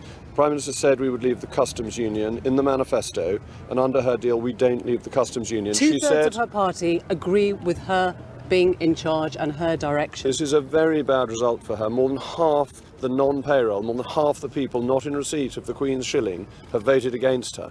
That is a very bad result for the Prime Minister, and crucially, much, much worse than Downing Street was saying it would be. The ERG is now a busted flush. You have let down Brexiteers. You know which way she will take Brexit now, and it's not towards a no deal. I'm afraid this is not about the ERG. That would be a vanity. Well, tell me which way Brexit goes now. Tell me which way you see it going now. The legislation is in place for us to leave on the 29th of March. That has always been the case. Nobody would have put this vote if we thought the Prime Minister could be relied on to stick to what she said she would do. You're not going to get your version of Brexit now, are you? You're not. That's what the legislation provides for. Not to get it requires the law to be changed. Your version of Brexit That's going to be very difficult to do. Would be a no-deal Brexit, which she has ruled out. No, she hasn't. She said no deal. She's ruled out a no deal. She said no deal is better than a bad deal. Is that another of... She didn't say that in PMQs today. She made it very clear that she would not accept a no deal. Are you saying the Prime Minister is breaking her promises? Are you saying that she's not sticking rigorously to the truth? I rely on the Prime Minister to be honest and upfront and upright, and when she says no deal is better than a bad deal, to mean it. And that's what we've legislated for. I'm saying the most magnificent irony in this is that you, Jacob Rees-Mogg, have let down your fellow Brexiteers. No, You're going to end up with a worse Brexit than if you hadn't even sent in the letters. Oh, that's certainly not true, because the Brexit we were getting in the withdrawal agreement was not a proper Brexit. Nothing is going to be worse than what we were being offered. That we need to get back to a real Brexit. It's what the country voted for, and it would be a failure, an ignominious failure of the government not to deliver that. And if we head into a people's vote now, perhaps you should apologise to all the Brexiteers in the country for letting them down too. I don't see why there's any reason to have a loser's vote. We had a referendum, people voted to leave, they've made the decision, that decision needs to be implemented. It was reinforced by a general election where both major parties said that they would deliver on the result of that referendum.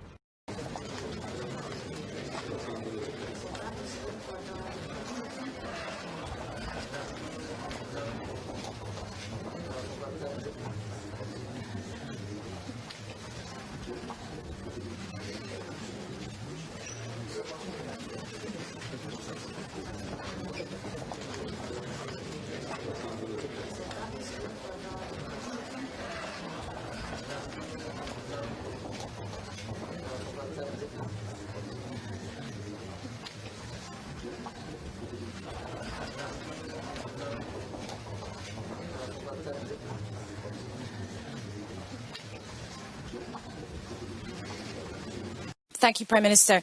First of all, you looked very angry when you were speaking to Jean-Claude Juncker earlier today. What did you say to him, and did he admit that he had called you nebulous? And secondly, the summit conclusions suggest the EU is not willing to budge, but you appear to be suggesting that they might. Can you tell us more about what they've said to you about their willingness to move? Because if Parliament won't budge and the EU won't budge, is it time for you to budge? Well, first of all, I had a robust discussion with Jean-Claude Juncker. I think that's the sort of discussion you're able to have when you've developed a working relationship and you work well together. What came out of that was his clarity that actually he'd been talking, when he used that particular phrase, he'd been talking about a general level of debate. And indeed, I had further conversations with him through the morning. In relation to the question of the further assurances, as I say, there is work to be done. It's clear that clarification, we can look at this issue of further clarification, and that has been something I've been discussing with a number of EU leaders and with, obviously, as I said, President Tusk and President Juncker. So in the coming days, of course, there's a timetable for us. We will be bringing a vote back to Parliament before the 21st of January. So we will be working expeditiously over the coming days to seek those further assurances that I believe MPs will need. James.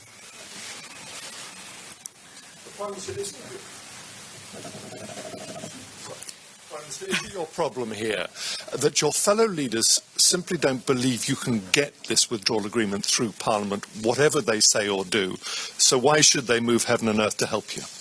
No, what was very clear from the fellow leaders that I've spoken to is that they want to ensure that this deal can get over the line, and they want to work with the UK to ensure that that is what happens. There's a very clear commitment to the deal, to seeing this as the best way forward, and to working with us in order to achieve that. Thank you, Mr. Speaker. They said they'd put down a vote of no confidence, then they said they wouldn't, then they said they would, then they did it but it wasn't effective. I know it's the Christmas season and the pantomime season, but what do we see from the Labour front bench and the right honourable gentleman? He's going to put a confidence vote. Oh yes he is. Oh no he isn't. I've got some news for him. I've got some advice for the right honourable gentleman. Look behind you. They're not impressed and neither's the country.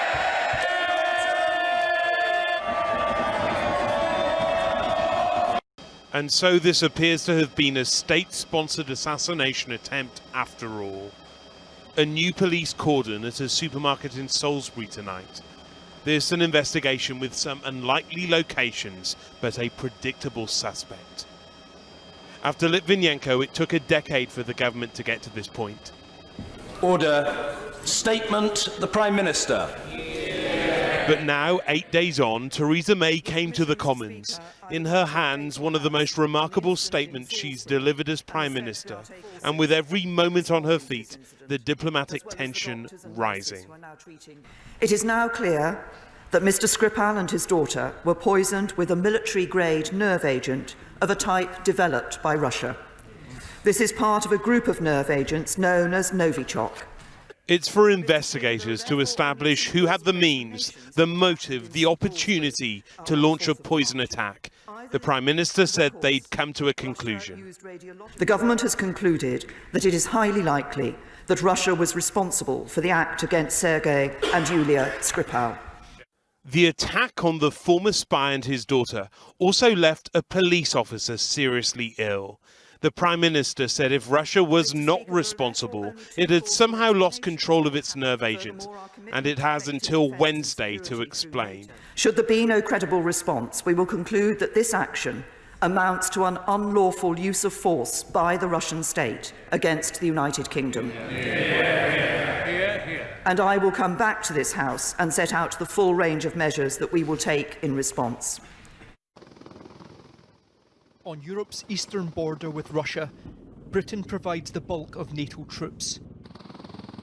They are here to defend Western liberty against Putin's interference, a new brand of Russian aggression. It is 1,000 miles from Westminster, and today they heard their allies stand with Britain against the Kremlin. I have found great solidarity from our friends and partners in the EU, North America, NATO and beyond over the past 3 weeks as we have confronted the aftermath of the Salisbury incident. And together we have sent a message that we will not tolerate Russia's continued attempts to flout international law and undermine our values. The UK already expelled 23 Russian diplomats after Salisbury, and at 2 p.m. today, a coordinated move began. The US is removing 60 Russian officials. An entire consulate will be closed. Canada's expelling 4 diplomats. Ukraine 13, 3 in Albania and Norway. It's now 16 EU nations following suit. Germany, France, Poland. One by one, they joined Britain in a standoff with the Kremlin. It's been a while since Theresa May saw teamwork like this. Today she took the Japanese Prime Minister to Twickenham. What's the best thing about playing rugby this week? Well, unlike politics, in rugby you can usually rely on your own side.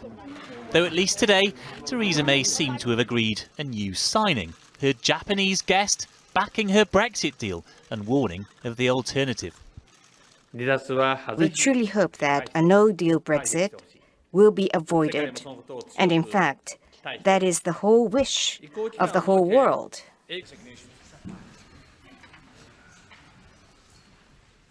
The ayes to the right, 202. The noes to the left, 432.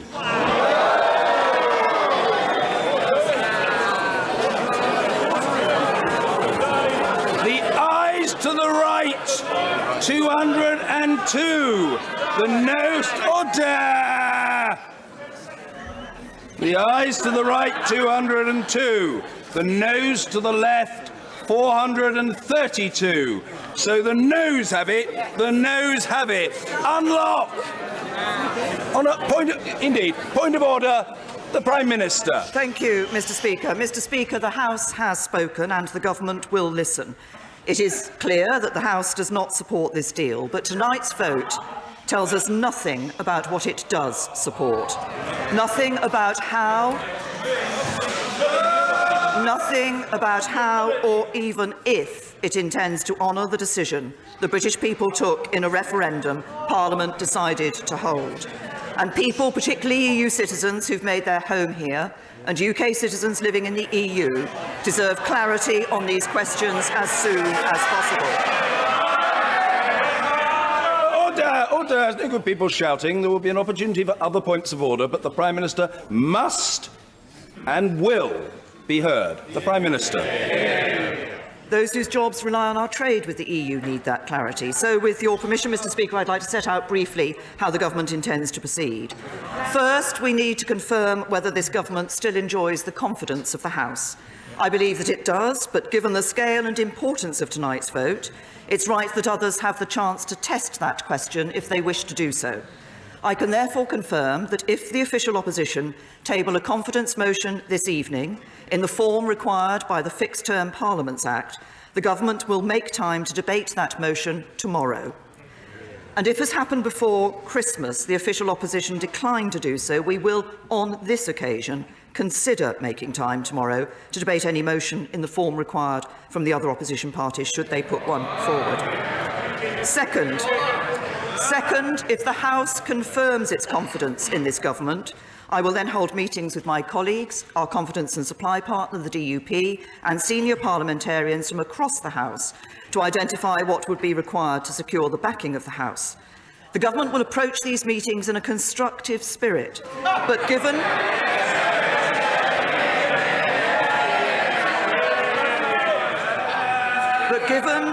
the urgent need to make progress, we must focus on ideas that are genuinely negotiable and have sufficient support in this House. Third, if these meetings yield such ideas, the government will then explore them with the European Union. Mr. Speaker, I want to end by offering two reassurances. The first is to those who fear that the government's strategy is to run down the clock to the 29th of March. That is not our strategy. I've always believed that the best way forward is to leave in an orderly way with a good deal, and have devoted much of the last 2 years negotiating such a deal. As you confirmed, Mr. Speaker, the amendment to the business motion tabled last week by my right honourable and learned friend, the member for Beaconsfield, is not legally binding, but the government respects the will of the House. We will therefore make a statement about the way forward and table an amendable motion by Monday. The second reassurance is to the British people who voted to leave the European Union in the referendum 2.5 years ago. I became Prime Minister immediately after that referendum. I believe it's my duty to deliver on their instruction, and I intend to do so. Every day that passes without this issue being resolved means more uncertainty, more bitterness and more rancour. The government has heard what the House has said tonight, but I ask members on all sides of the House to listen to the British people who want this issue settled and to work with the government to do just that. So this was a historic defeat for Theresa May. You have to look way back beyond modern history to find a similar defeat for a British government in the House of Commons when it comes to an individual vote.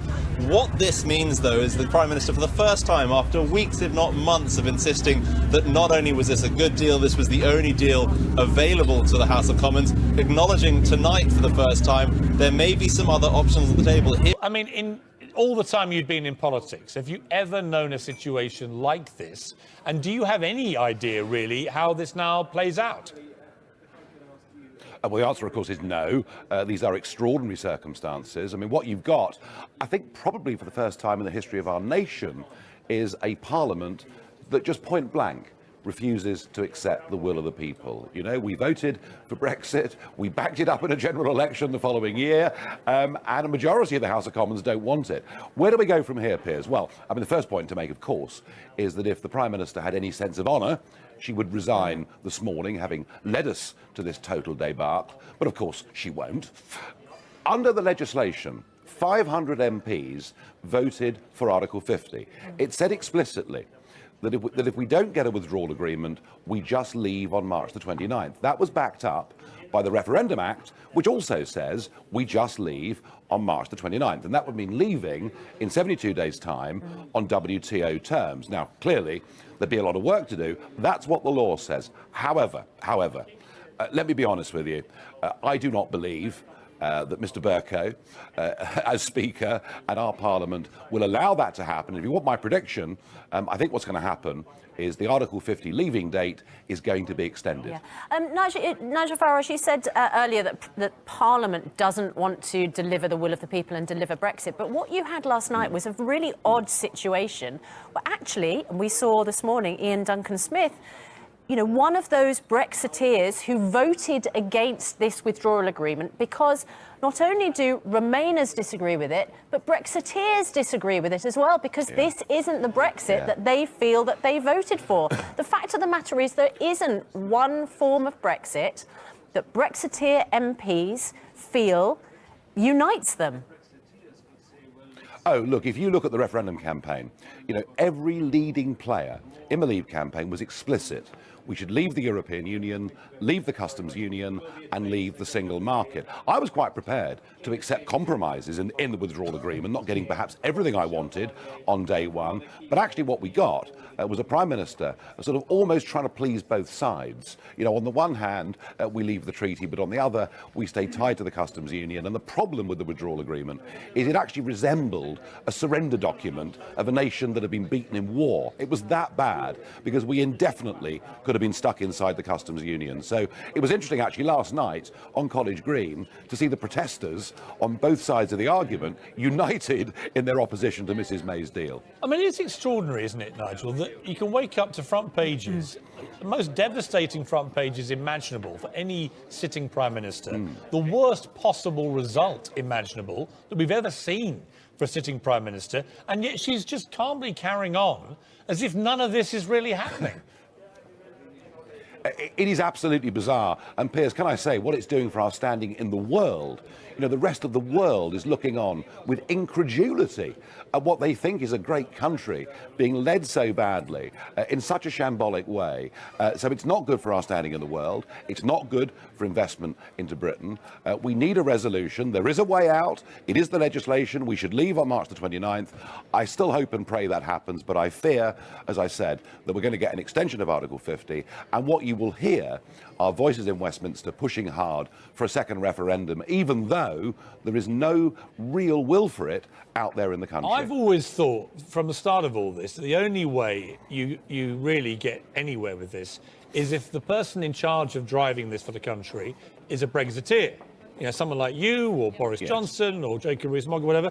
We still have a Remainer who voted Remain in Theresa May, and we now are where we are. Yeah, but also you've got in cabinet, you've got Michael Gove in cabinet, who's a leading campaigner for Brexit, and he backed the withdrawal agreement and May's deal. So again, I say the Brexiteers, even if you want a Brexiteer as driver of the train, Brexiteers do not agree on the same. I agree. But here's my point: is there time, Nigel Farage, to parachute a Brexiteer in to replace Theresa May if she did fall on her political sword? Is there time for a Brexiteer to get back in the room with the EU and try and screw a deal which pleases people like you?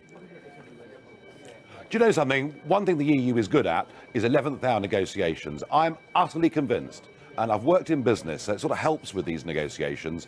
If a new Prime Minister came in, went to Brussels and said, we are leaving at 11 p.m. on March the 29th on WTO terms, within 48 hours, the European Union would come back to us because of pressure from the German car industry, the French wine industry, the Belgian chocolate industry, and they'd come back to us. Do you know what, Piers? They'd bite our arms off and we'd finish up leaving with a sensible free trade arrangement. There is still time. Brexit's not the problem. This Prime Minister is. She needs to go. I voted Remain. But I completely agree with this. I think the problem is they look at Theresa May, they know she's basically a dead woman walking as Prime Minister. She's not going to be there for much longer, whatever happens. They've seen this drubbing in the Commons, and they don't believe her when she threatens no deal because they know she doesn't want a no deal, because she doesn't want to have that noose round her neck if it comes to it. So they've got us right where they want us. But if a hard Brexit person was in charge, I think they could look the EU in the eyes, and the EU would be panicky. They would believe that a Brexiteer meant it. And that's been the problem, I think, for 2 years. Absolutely. I couldn't agree more. And I have to say, Piers, I'm about to go in the chamber and speak, and I'm going to say to Mr Barnier this morning, you've got us where you want us, because he knows that all the while Mrs May stays as Prime Minister, the likelihood is we'll head towards a second referendum. So it's up to Conservative members of Parliament that believe in Brexit, that want to honour the will of the referendum and stand up for their constituents, to be brave today, just as Tory MPs were all those years ago in 1940, getting rid of Neville Chamberlain. Okay. This is a major moment in British history. I don't know how much you feel you have in common with your MEP colleague Daniel Hannan, but he tweeted last night, I think pure EFTA, European Free Trade Area, no pluses, might just get majority support. It would leave Britain in the single market and with free movement of labour, but outside the common agricultural policy, fishing policy, customs union, foreign and defence policies, criminal justice policies, etc. Again, a leading light in the Brexit campaign with a completely different idea, particularly on freedom of movement, to you. But do you think that a proposal like that could actually be the way forward? It is possible within the EFTA treaty that we could do something about freedom of movement. It's not guaranteed. I think what Daniel Hannan's doing and others are doing, they're all desperately trying to find a way forward. All I can say is anything is better than saying to the British people, we don't respect your vote. So if we can find ways forward, let's find them. But the obvious one isn't to go and negotiate with EFTA. The obvious one is to respect the law of the land. As it stands right now, the Withdrawal Act says we leave on March the 29th. That is what we need to do. I'm losing faith that our government and Parliament will do it, but that is what we need to do, and it's the only way now that Brexit can actually be delivered on the day. OK, we don't want it running past March the 29th for one big reason. It's my birthday on the 30th of March, and I have extensive celebrations planned. Oh, God. So I hope the national interest Sorry, what was the date ahead again? of my birthday. Put it in your diary. Jeremy Corbyn! Maybe the Prime Minister should follow the advice of the House and take no deal off the table and negotiate seriously with the European Union. To the right, 242. The noes to the left, 391. So the noes have it. The noes have it. Unlock. A heavy defeat for the withdrawal agreement. This was slightly better for Prime Minister Theresa May than the previous meaningful vote, but still a resounding no. Struggling with a sore throat, she told Parliament it now faced tough decisions. Does it wish to revoke Article 50? Does it want to hold a second referendum?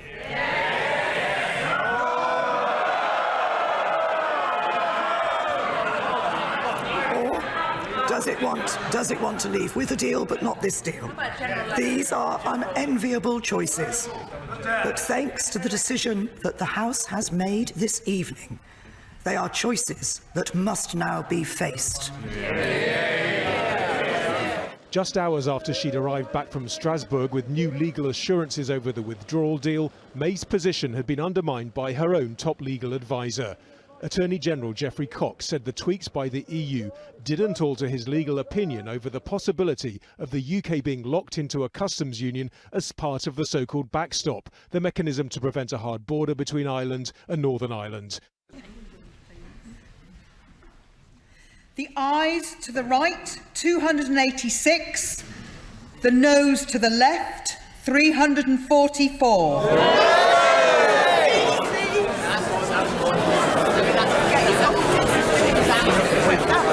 The ayes to the right, 286. The noes to the left, 344. So the noes have it. The noes have it. Unlock.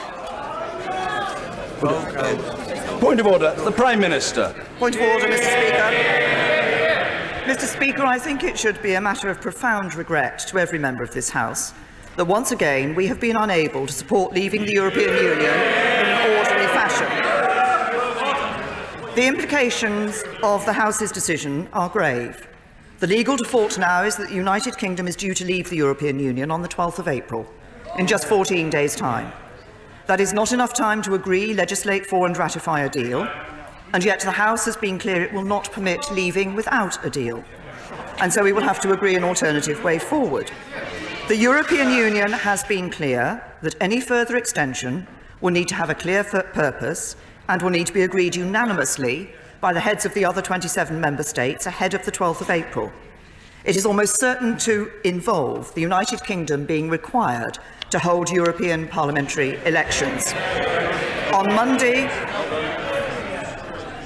Monday, this House will continue the process to see if there is a stable majority for a particular alternative version of our future relationship with the EU. Of course, all of the options will require the withdrawal agreement. Mr. Speaker, I fear we are reaching the limits of this process in this House. This House has rejected no deal. It has rejected no Brexit. On Wednesday, it rejected all the variations of the deal on the table. And today, it has rejected approving the withdrawal agreement alone and continuing a process on the future. This government will continue to press the case for the orderly Brexit that the result of the referendum demands. Point of order, Mr. Jeremy Corbyn. On a point of order, Mr. Speaker, this is now the third time the Prime Minister's deal has been rejected. When he was defeated the first time, the Prime Minister said it's clear this House does not support the deal. Does she now finally accept that the House does not support the deal? Because she seemed to indicate just now that she's going to return to this issue again. On Monday, this House has the chance, and I say to all members, Mr. Speaker, the responsibility to find a majority for a better deal for all the people of this country. Mr. Speaker, the House has been clear. This deal now has to change. There has to be an alternative found. And if the Prime Minister can't accept that, then she must go, not at an indeterminate date in the future, but now, so that we can decide the future of this country through a general election. I've just come from chairing 7 hours of cabinet meetings, focused on finding a route out of the current impasse, one that will deliver the Brexit the British people voted for and allow us to move on and begin bringing our divided country back together. I know there are some who are so fed up with delay and endless arguments that they would like to leave with no deal next week. I've always been clear that we could make a success of no deal in the long term, but leaving with a deal is the best solution. So we will need a further extension of Article 50, one that is as short as possible and which ends when we pass a deal. We've worked hard to deliver that, but we have not yet managed it. I've tried everything I possibly can to find a way through. It's true that initially I wanted to achieve this predominantly on the back of Conservative and DUP votes. In our parliamentary system, that is simply how you normally get things done. I sought the changes MPs demanded. I offered to give up the job I love earlier than I would like. And on the 29th of March, the day we were meant to leave the EU, if just 30 MPs had voted differently, we would have passed the withdrawal agreement and we would be leaving the EU. But it was not enough. So I took the difficult decision to try to reach a cross-party deal on Brexit. Many MPs on both sides were unsettled by this, but I believe it was the right thing to do. We engaged in 6 weeks of serious talks with the opposition, offering to compromise. But in the end, those talks were not enough for Labour to reach an agreement with us. But I do not think that means we should give up. The House of Commons voted to trigger Article 50, and the majority of MPs say they want to deliver the result of the referendum. So I think we need to help them find a way. And I believe there is now one last chance to do that. I've listened to concerns from across the political spectrum. I've done all I can to address them. And today I'm making a serious offer to MPs across Parliament, a new Brexit deal. As part of that deal, I will continue to make the case for the Conservative Party to be united behind a policy that can deliver Brexit. Ever since I first stepped through the door behind me as Prime Minister, I have striven to make the United Kingdom a country that works not just for a privileged few, but for everyone, and to honour the result of the EU referendum. Back in 2016, we gave the British people a choice. Against all predictions, the British people voted to leave the European Union. I feel as certain today as I did 3 years ago that in a democracy, if you give people a choice, you have a duty to implement what they decide. I have done my best to do that. I negotiated the terms of our exit and a new relationship with our closest neighbours that protects jobs, our security and our union. I have done everything I can to convince MPs to back that deal. Sadly, I have not been able to do so. I tried 3 times. I believe it was right to persevere, even when the odds against success seemed high. But it is now clear to me that it is in the best interests of the country for a new Prime Minister to lead that effort. So I am today announcing that I will resign as leader of the Conservative and Unionist Party on Friday the 7th of June, so that a successor can be chosen. I've agreed with the party chairman and with the chairman of the 1922 committee that the process for electing a new leader should begin in the following week. I have kept Her Majesty the Queen fully informed of my intentions, and I will continue to serve as her Prime Minister until the process has concluded. It is, and will always remain, a matter of deep regret to me that I have not been able to deliver Brexit. It will be for my successor to seek a way forward that honours the result of the referendum. To succeed, he or she will have to find consensus in Parliament where I have not. Such a consensus can only be reached if those on all sides of the debate are willing to compromise.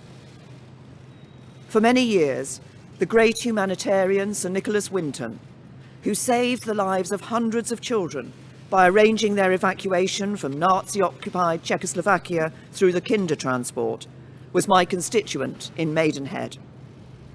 At another time of political controversy, a few years before his death, he took me to one side at a local event and gave me a piece of advice.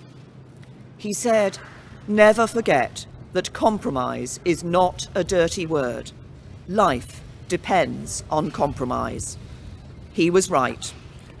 As we strive to find the compromises we need in our politics, whether to deliver Brexit or to restore devolved government in Northern Ireland, we must remember what brought us here.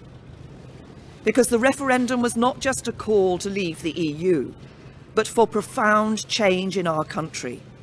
A call to make the United Kingdom a country that truly works for everyone. I'm proud of the progress we have made over the last 3 years. We have completed the work that David Cameron and George Osborne started. The deficit is almost eliminated. Our national debt is falling and we are bringing an end to austerity. My focus has been on ensuring that the good jobs of the future will be created in communities across the whole country, not just in London and the South East, through our modern industrial strategy. We have helped more people than ever enjoy the security of a job. We are building more homes and helping first-time buyers onto the housing ladder, so young people can enjoy the opportunities their parents did. And we are protecting the environment, eliminating plastic waste, tackling climate change, and improving air quality. This is what a decent, moderate and patriotic Conservative government, on the common ground of British politics, can achieve, even as we tackle the biggest peacetime challenge any government has faced. I know that the Conservative Party can renew itself in the years ahead, that we can deliver Brexit and serve the British people with policies inspired by our values. Security, freedom and opportunity. Those values have guided me throughout my career. But the unique privilege of this office is to use this platform to give a voice to the voiceless, to fight the burning injustices that still scar our society. That is why I put proper funding for mental health at the heart of our NHS long-term plan. It's why I'm ending the postcode lottery for survivors of domestic abuse. It is why the race disparity audit and gender pay reporting are shining a light on inequality so it has nowhere to hide. And it is why I set up the independent public inquiry into the tragedy at Grenfell Tower, to search for the truth, so nothing like it can ever happen again, and so the people who lost their lives that night are never forgotten.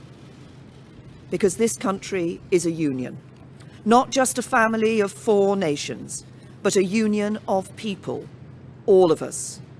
Whatever our background, the colour of our skin, or who we love, we stand together, and together we have a great future. Our politics may be under strain, but there is so much that is good about this country, so much to be proud of, so much to be optimistic about. I will shortly leave the job that it has been the honour of my life to hold. The second female Prime Minister, but certainly not the last. I do so with no ill will, but with enormous and enduring gratitude to have had the opportunity to serve the country I love. Surrounded by U.S. and British business leaders, President Trump and Prime Minister Theresa May emphasized their country's economic ties. It's a great partnership, but I think it's a partnership that we can take even further. President Trump expressed optimism about a new trade deal once the UK formally exits the European Union. I don't know exactly what your timing is, but stick around. Let's do this deal. Okay? With her Friday departure looming, May is considered a lame duck. But White House officials insist it's in times of political uncertainty that the two countries must stand together.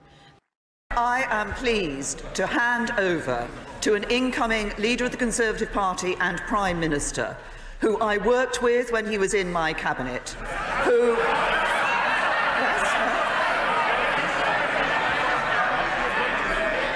and who is committed as a Conservative who stood on a Conservative manifesto in 2017 to delivering on the vote of the British people in 2016 and to delivering a bright future for this country.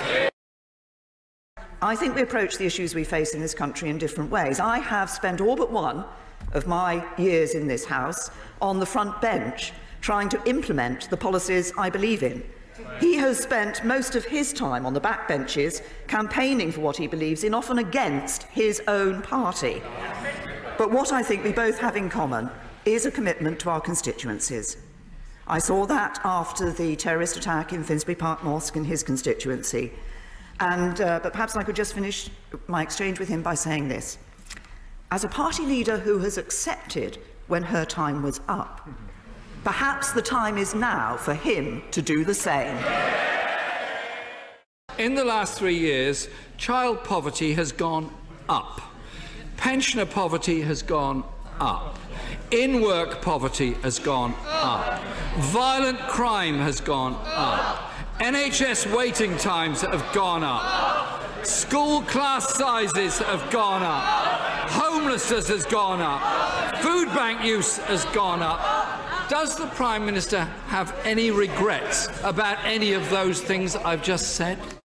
I, of course, came here in 1997 as one of only 13 Conservative women, and indeed one Labour Member of Parliament approached me to encourage me to sign the private members' bill list because he assumed as I was a woman I must have been a Labour Member of Parliament.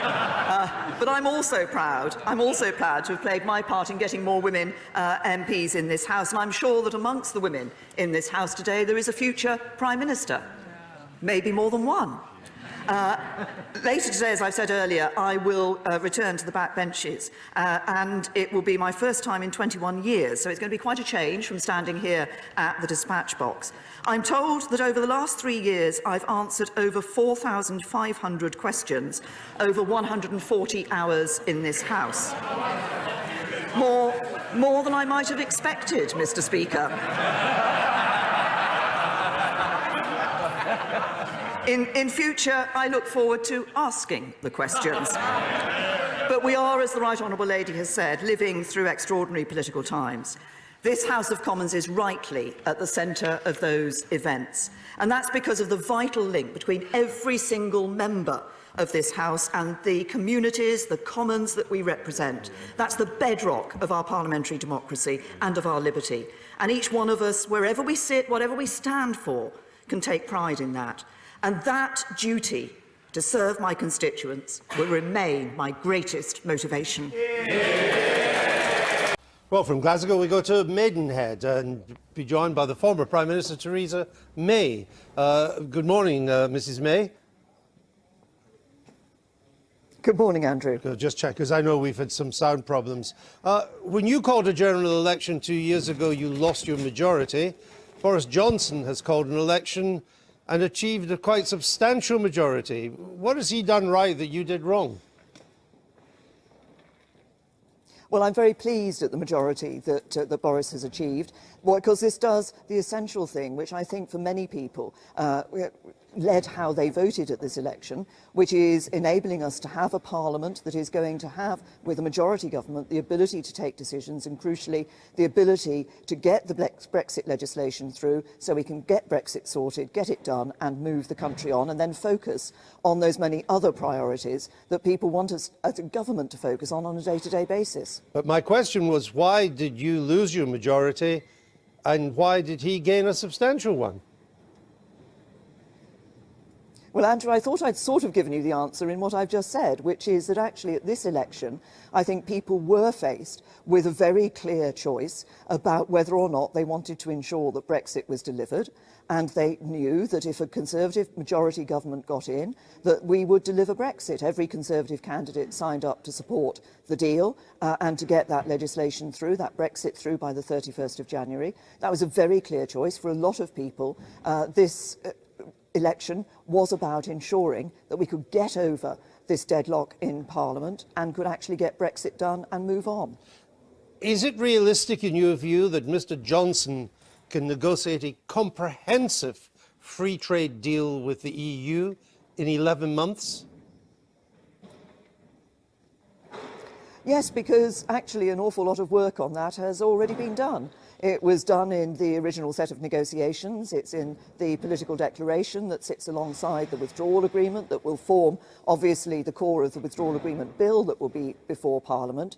So a lot of work has already been done, and with the will on both sides to ensure that we can now deliver on that future relationship, the negotiation on the future relationship, yes, it is possible.